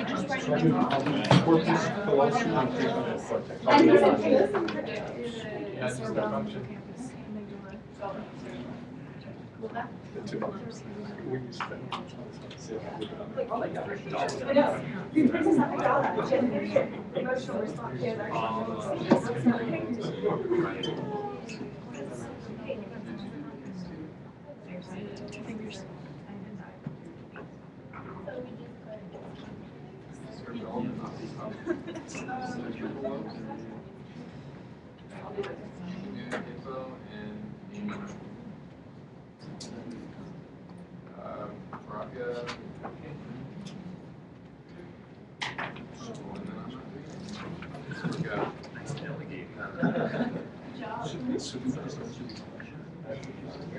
She just wants them like the most condensed, just that part of the brain. That's what purpose.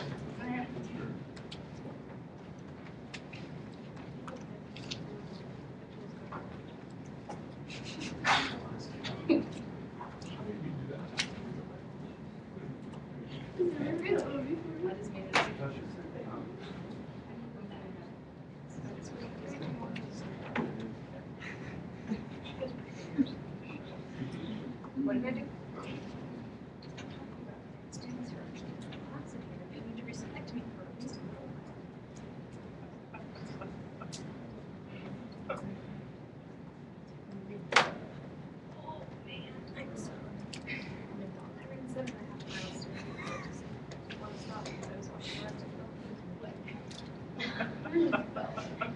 Doesn't that ever happen to you?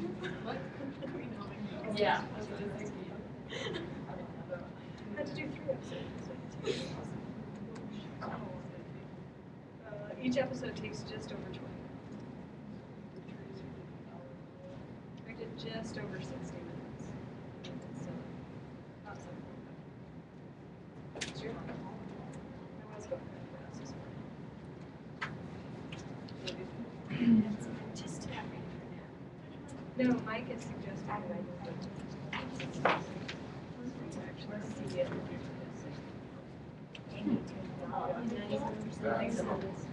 What's the brain part from the water? From the water boy, it's the medulla oblongata. Yeah. Any brain reference for a show, I probably Mama said. Mama said. I didn't realize that websites were different. Some of them are. Yeah, I looked at those. And then some of them optimized so they don't have flash content.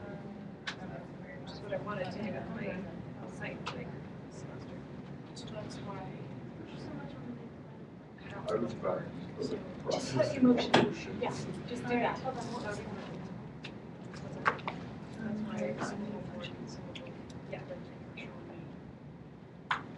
Yeah, so anything with flash video or flash animations. Okay, bust it. Okay. Temporal lobe.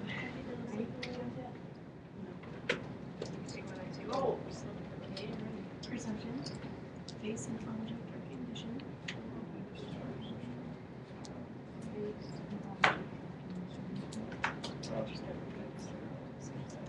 Memory, language, emotions. What's the difference in Broca's area and Wernicke's area? Broca's area produces language, Wernicke's area interprets language. Emotion, all of your sensory.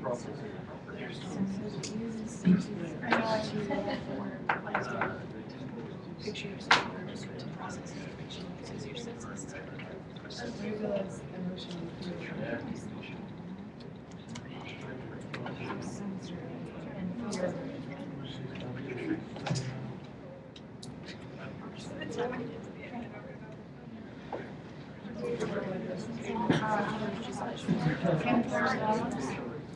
Functions of perception. So your dad was always blank. Oh, he wasn't always blank. Oh no, he was always blank. He was like 6 or 9 years old. Memory was. What about your mom? My mom had cataracts. I don't know. So she but then she could see partially. Yeah, she lost her.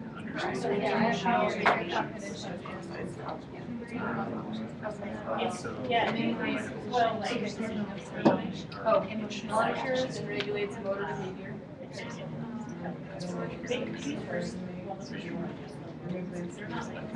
Regulates what? Motor behavior. Especially like automatic.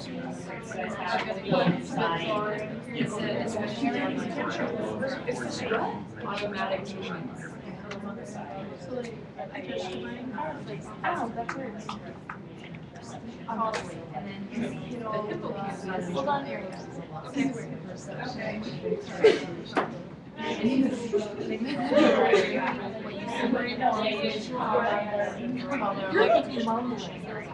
For real. Okay, go. She said memory formation. It's very good. Memory formation. Got it? Okay. Amygdala. I'm gonna laugh at you too. Ready? Processing emotions. Hyphen. Okay. Fear/learning.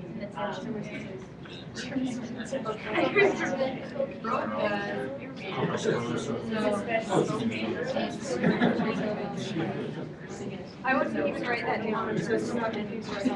Okay. Ready? Yeah, the storage part, the first one. So it doesn't really store knowledge or memory at all. So just do memory formation. Language. So I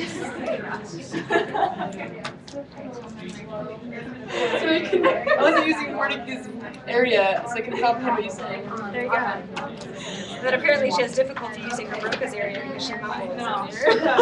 I don't know. I'm going to use either of my areas. Or she has trouble using her Wernicke's and just having trouble interpreting. I think that's it because my Broca. I didn't like it. So she has Broca's issues and you have Wernicke's issues. Okay. Two just don't get along. Language comprehension. Okay. Broca's area. Yeah, just the front. Yeah, if you have your textbooks out or here, you're welcome to start working on the next part until we're ready with kids.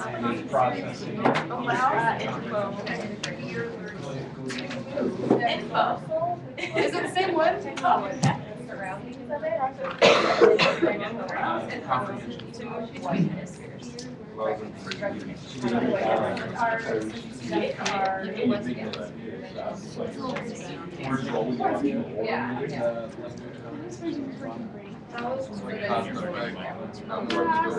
What happened when I was little and watched Jurassic Park?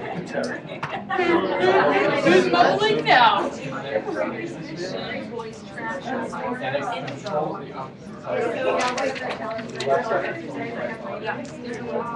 careful on how you read that, because it goes into the brain controls the left and right. And they were like, of course not. And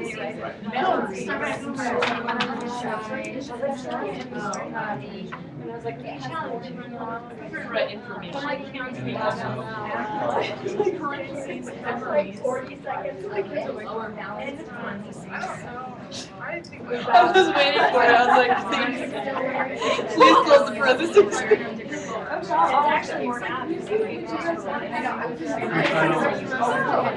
No, it's driving me crazy. Like, I'm the one at work that they won't respond. Memories about objects. He just looks at me and goes, So story. It's like when I punch somebody, it's like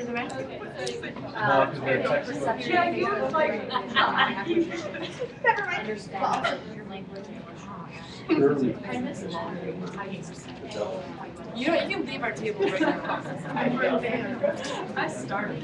I'm putting people. That's it. I'm giving my t-shirt back, except for not really because it's like my favorite t-shirt. It's my favorite t-shirt too. I It's so well. I got a large and then I washed it. It's perfect. When you finish with your iPad, if you could bring it back here so I can check it back in, that would be awesome.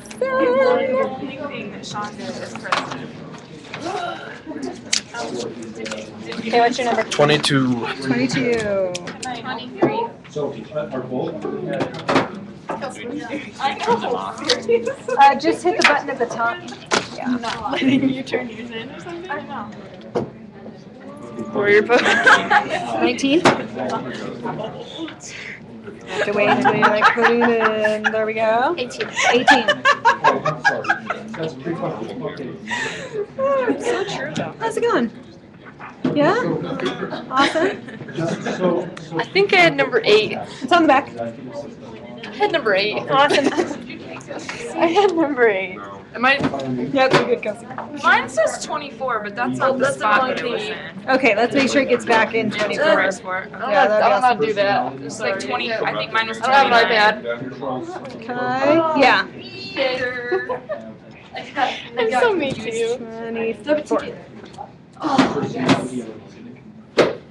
It'll be like the last 10 minutes. What's your number? 13. Yep. Seriously, it's been this whole Mine was 8 number hours. 10? Yeah. No, you can usually just be at the first one. Yeah, I know. Well, usually I have my parking pass, it's not an issue. Yeah. Today. This is a cool little system here. Thanks. I always get tickets over here. Last semester I got Yeah, tickets it's like over here. Really? Last semester, so 24. Bought a parking pass in years. I got so many tickets as an undergrad in college that my car was banned from campus. It was Cool. 24. It was 24. I read the number on the bottom. Not Awesome. Okay. 21. Do you need help? I gotta see the numbers on 14. 14. The numbers on top. Like, seriously, that's tricky. I actually personally believe that the guys that do the parking also evaluate the type of car. Because I've Number noticed when I 2. drive Thank you very the much. minivan, I tend to get more tickets than when I drive the Durango. Because they look at it, oh, Mine this has a isn't a little stoop. plug, so I'm just gonna plug that. Okay. Which is stupid. Number 1 Yeah, doesn't one have a wasn't there pad anyway, anyway. so you're good. Especially because I'm a student. I know, exactly. 20. 12, I 20. think the thinking of it is, they can't do anything to parents. This is Parent 12. doesn't care. Thank you. Registration. Hold your transcript. Hold on. I got a ticket last semester at the end of the last year. Great. 7. Well, is the car registered Kyle. to you? Awesome. Well done. Thank you. I'm working on it. I'm 26, I believe. Lovely. I know. I know. I guess you're gonna have a joke. You? All right, this is, I think I just turned it off. This one up here. Oh, that one turned it off? Yep. Okay, Number 6.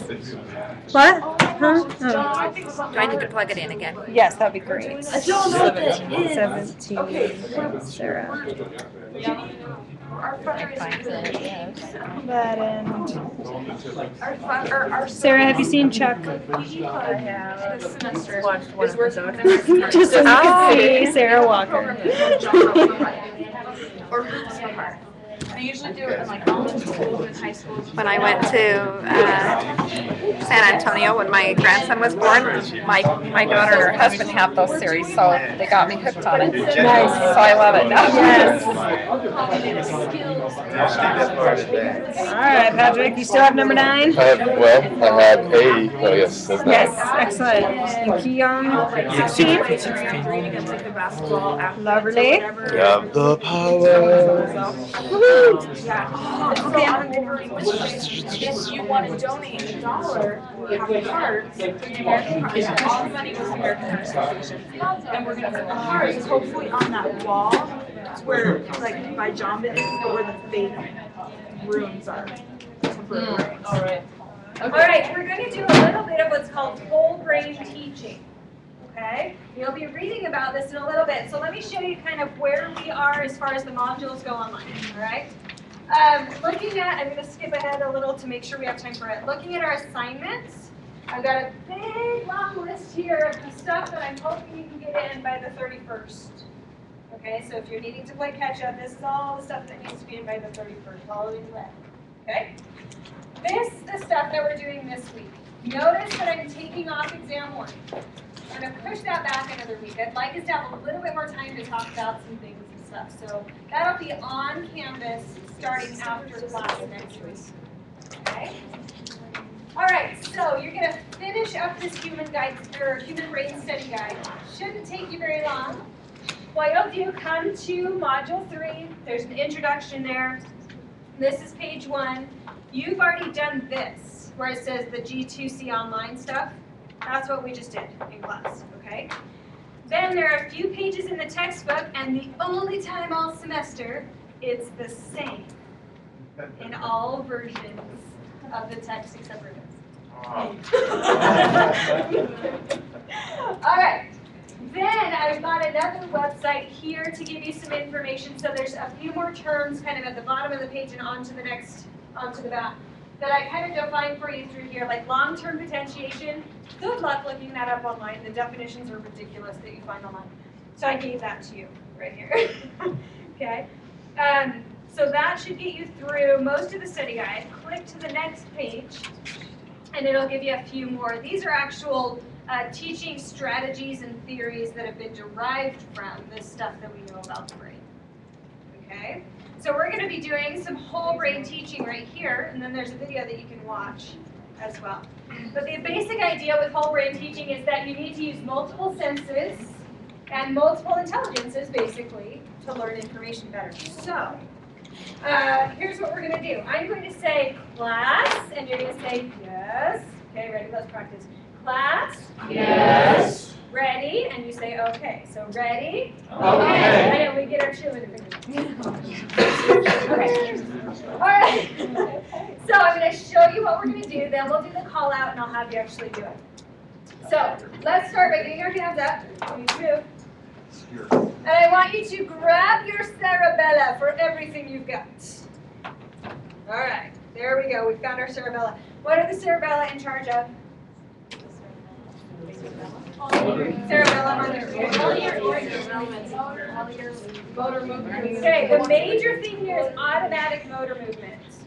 Balance, all that good stuff. So let me actually show you what this is. Everybody scoot your chairs back. Okay, first of all, you just use your cerebellum. But okay, let's keep going. Okay, now stand up. Sit back down. Don't scoot your chair. Now, give it a little pat. Thank you, cerebellum. Okay, now, consciously, gotta think about it, right? Consciously engage every muscle, tendon, fiber, nerve, bone you would need to stand up and do so. You can do it, I'm very impressed. You really said, okay, now third metatarsal, time for you to engage, buddy. All right, so our cerebellum takes over those really basic automatic motor functions so that we don't have to consciously think about them anymore. Hence, most of the time, Dr. Cox is able to walk and speak at the same time. I would not be able to do that otherwise because walking would take up so much space in my working memory that I could not form a sentence. So thank you, cerebellum. Okay, good. All right, so hands back on the cerebellum. We're going to move up just a little bit, and what have I found? Occipital lobes, and their major function in one word is visual. Vision, seeing, all that good stuff. Good. Move up a level, so like we're kicking back on a summer's day. What have I found? Parietal lobes. Okay. Can we summarize that one in one word? It's a master integrator. Master integrator, oh, I like that. Okay, master integrator. So this brings everything else together, all the sensory stuff, and kind of makes sense of things. Very cool. According to neuroscientists, this is the seat of the self. So if we're having you talk about yourself and who you are and what makes you you, that's what lights up. That's also the part of the brain that lights up if you're having a religious experiment or experimenting with shrooms. Yeah, okay? All right, now we're going to pull a Fonzie. Again, showing my age. We ready for the Fonz? Hey. Hey. All right, temporal lobes. And in one word, their function is? Perception. Perception, specifically aural perception, hearing. Okay, so their big deal is hearing.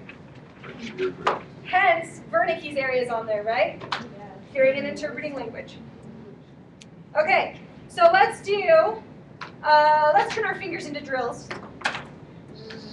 Okay, we gotta find some stuff that's inside. So we're gonna drill through our temples and up through our jaw. And what would I find if those two things met? Corpus callosum. Okay, the corpus callosum would be up in there, and it sends information back and forth, right? So we can go like this. Corpus callosum sends information back and forth between the two hemispheres. What else do I find up in there? The hippocampus and the amygdala. Okay, so the hippocampus and the amygdala, first significant thing you need to know about those is that they are connected. They're right next to each other, okay? These are quite possibly the two most important organs for learning. All right, so it's very significant that they are right next to each other. What is the hippocampus in charge of? Long-term memory. Okay, we have to be careful. It does have a strong connection to long-term memory, and I know in the thing it says that it's a temporary storage site or whatever. If you have that word storage on there, scratch it off right now. Memory formation. Memory formation, that's what we want, okay? That is the kind of processor, the CPU of your brain. It is your working memory, right there, okay? It's the thing that makes memory. Has anybody seen Memento? Probably not too many, but if you... What? People? I know, it's amazing. Okay. That is the most accurate media depiction we have of what it would be like to be without a hippocampus.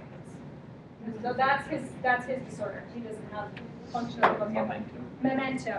So if you have qualms against R-rated movies, that is probably not on your list. But if you don't mind them, it's extraordinary. All right. So if you have not seen that, hey, if you have not seen that, 50 First Dates? Yeah, pretty terrible depiction. That's what they're going for, is that she doesn't have hippocampi, but a better depiction from that film, unfortunately, would be 10 Second Tom. Yeah. Okay. So, without hippocampi, basically all you've got is a few seconds. So literally you can be in the middle of a conversation with somebody, and by the end of it you've forgotten who you're talking to, why you're talking to them, what you're talking about. Okay, it's really quite awful. So there was the famous case is this guy they called HM.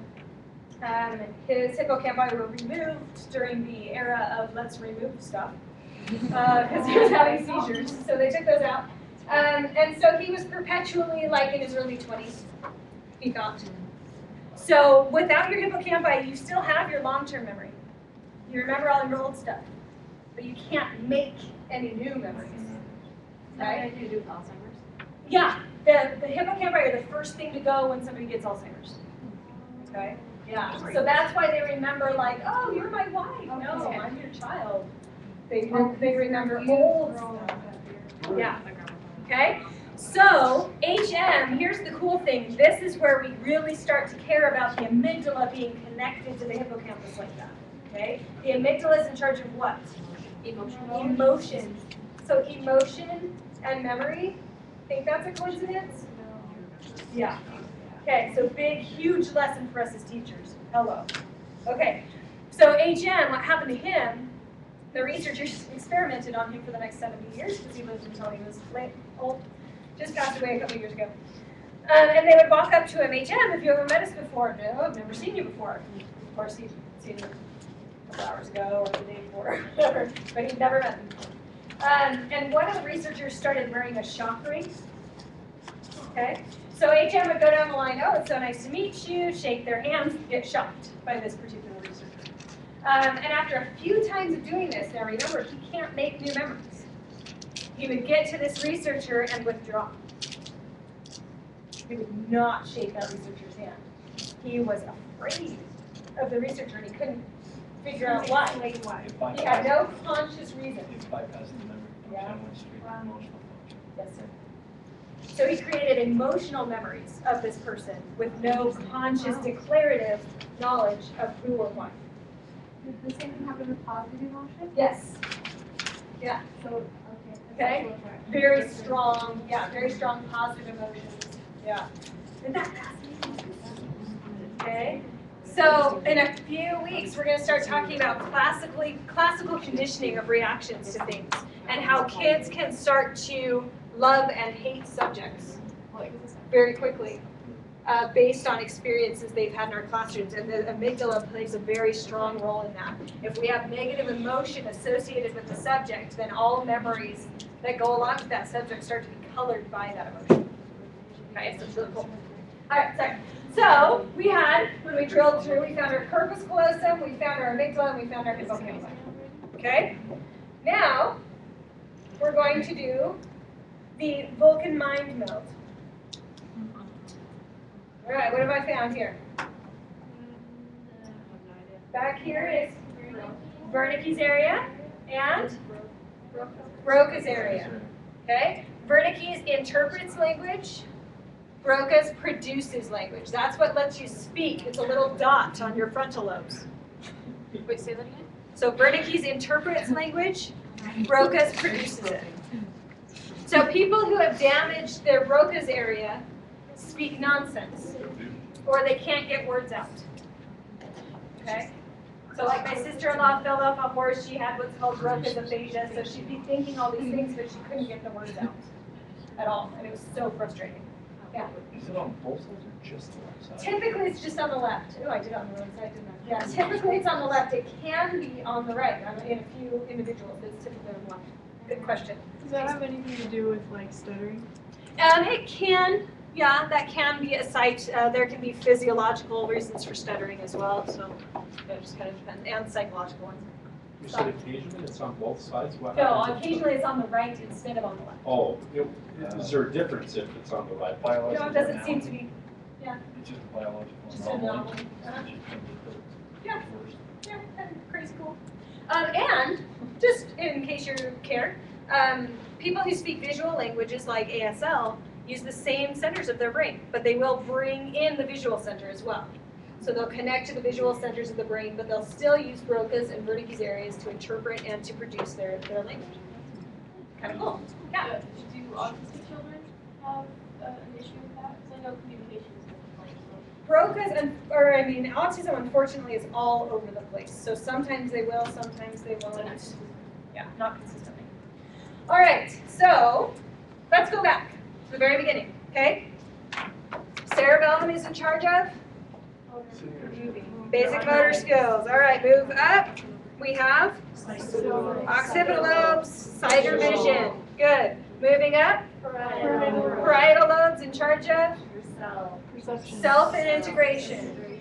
Good. Pull me a Fonzie and we get temporal lobes, which is hearing.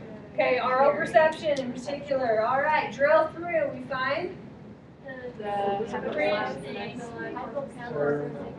hippocampus and amygdala, memory and emotion, and corpus callosum, which sends messages back and forth. Okay, good. Now give yourself a big fat Homer Simpson inspired dope. And what do we get?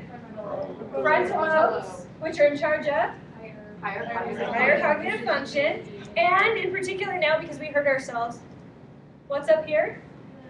Prefrontal cortex. Prefrontal cortex, which is in charge of decision-making, planning, consequences, emotional regulation, basically everything that makes us human.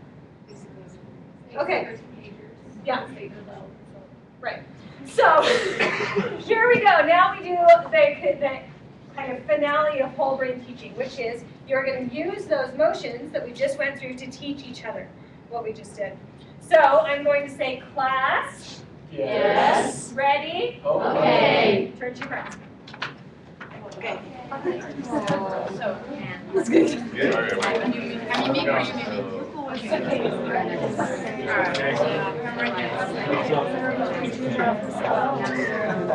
I think you don't know the ceremony.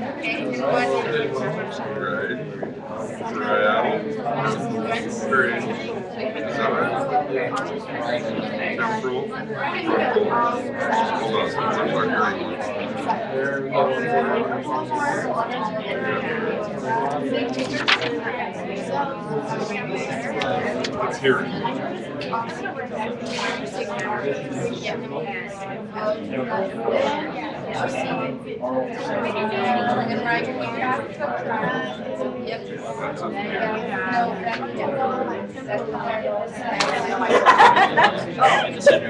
Poor Keon like, what are you talking about? Thank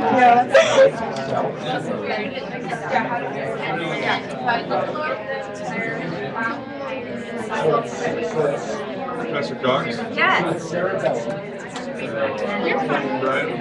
Temporal. Because that's where your temples are. Number 5. Oh, thank you so much.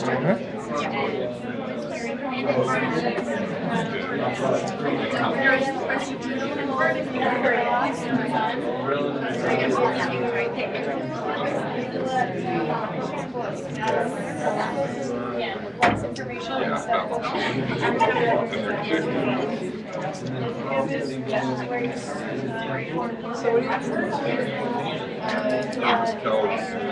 the two. The patch down.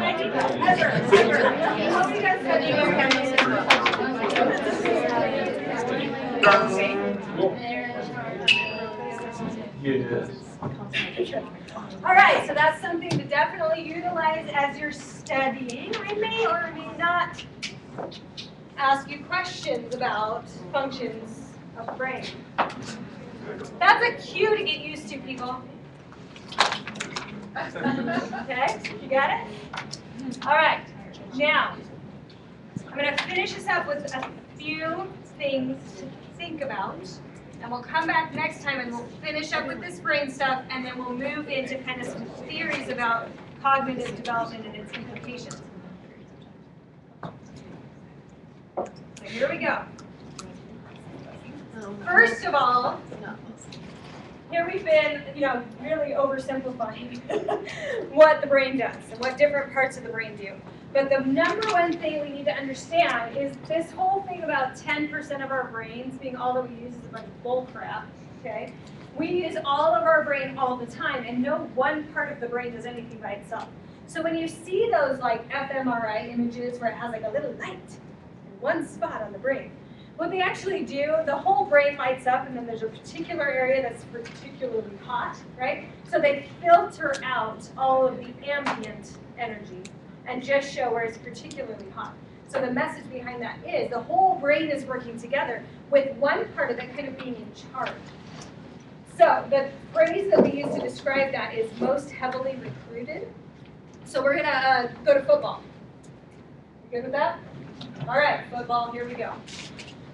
When a college football recruiter goes out to get a quarterback, for example, they are recruiting most heavily for that one position, for the skills that are required from a quarterback, throwing, calling plays, blah, blah, blah, right?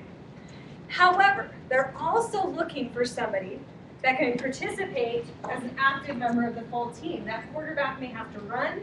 That quarterback may have to tackle people on occasion.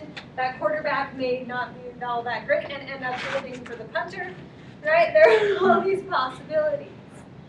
So, while that person is being most heavily recruited to be the quarterback, they also have a variety of other functions they're going to have to perform for the team to succeed. That's how the brain works too. So our occipital lobes are most heavily recruited when we're doing visual tasks. The whole rest of the brain is working too, but we're most heavily using those occipital lobes, okay? And they also do other stuff. So as you really go in, I mean, if I were to just let you loose on the web to see what different parts of the brain do, you'd find like 8 different areas that mention emotion, and 7 different areas that mention motor movement. So there's really a lot of overlap, but these parts that I've shown you are kind of the basic, those are the ones that are most heavily recruited. Okay? Now here's the thing I'm going to leave you with. I'm going to show you a little animated GIF of how the brain develops. Okay?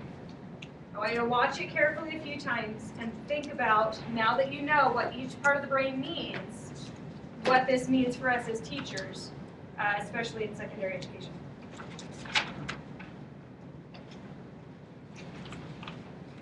So let's watch this a couple times.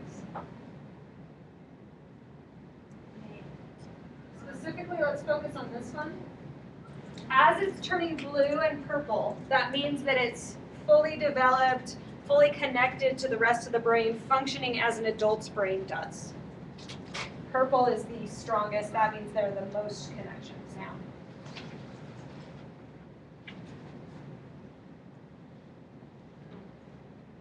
Okay. General trend, how does the brain develop? From the back to the front. Okay?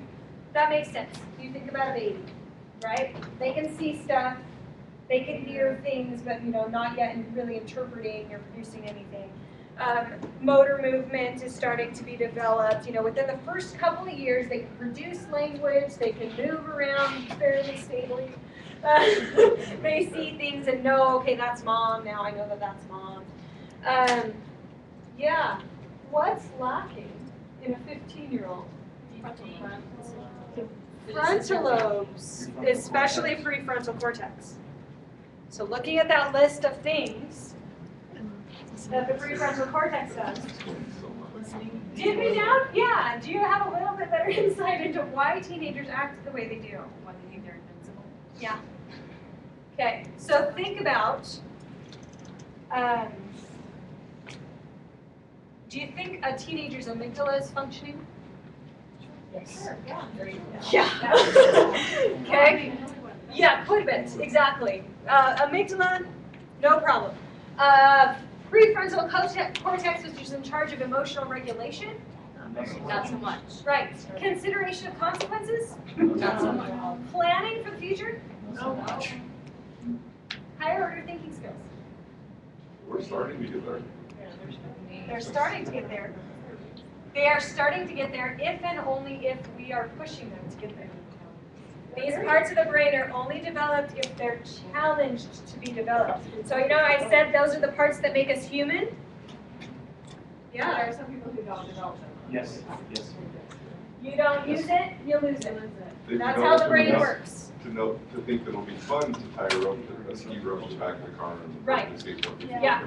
So, guys, on this graphic, notice it shows us getting fully developed around the 20 to 25-year-old range. This is wrong. Within one generation, we have gone from fairly typical across the lifespan for millions of years brain development, and we are now just seeing evolution in one generation of the brain. Perhaps, though we can't draw the conclusion, but it's certainly very likely, perhaps due to the digital age. Okay. The frontal lobes now are not developing fully until between 25 and 35 years of age. So many of you are functioning with not fully developed brains. That's I work at the hospital and we see this a lot because we get like 18-year-olds and they're responsible now for their bills and stuff, but their parents call us to take care of it instead, or we call them and they're like, oh, my parent does that, or my mom will call you with that information or anything like that, and some parents will get mad at us for us having the 18-year-old or the 19-year-old bring in stuff and all that kind of thing, or saying that we need the 18-year-old's permission for the parent to get information and those kind of things, just because they feel like their kid's not really an adult yet. So when you come back, we're completely out of time. Look, we got into flow this last few minutes of class. But when you come back next time, we're going to talk about some of the implications of this, some things that we can do to help, So be thinking about what's the impact of this. I know a lot of us got into teaching because we were going to have awesome, like, deep critical thinking discussions with our adolescent students.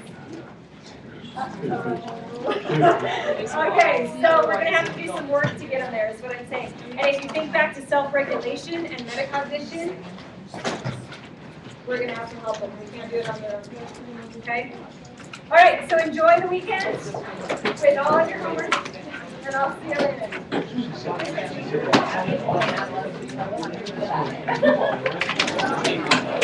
Yeah, I know.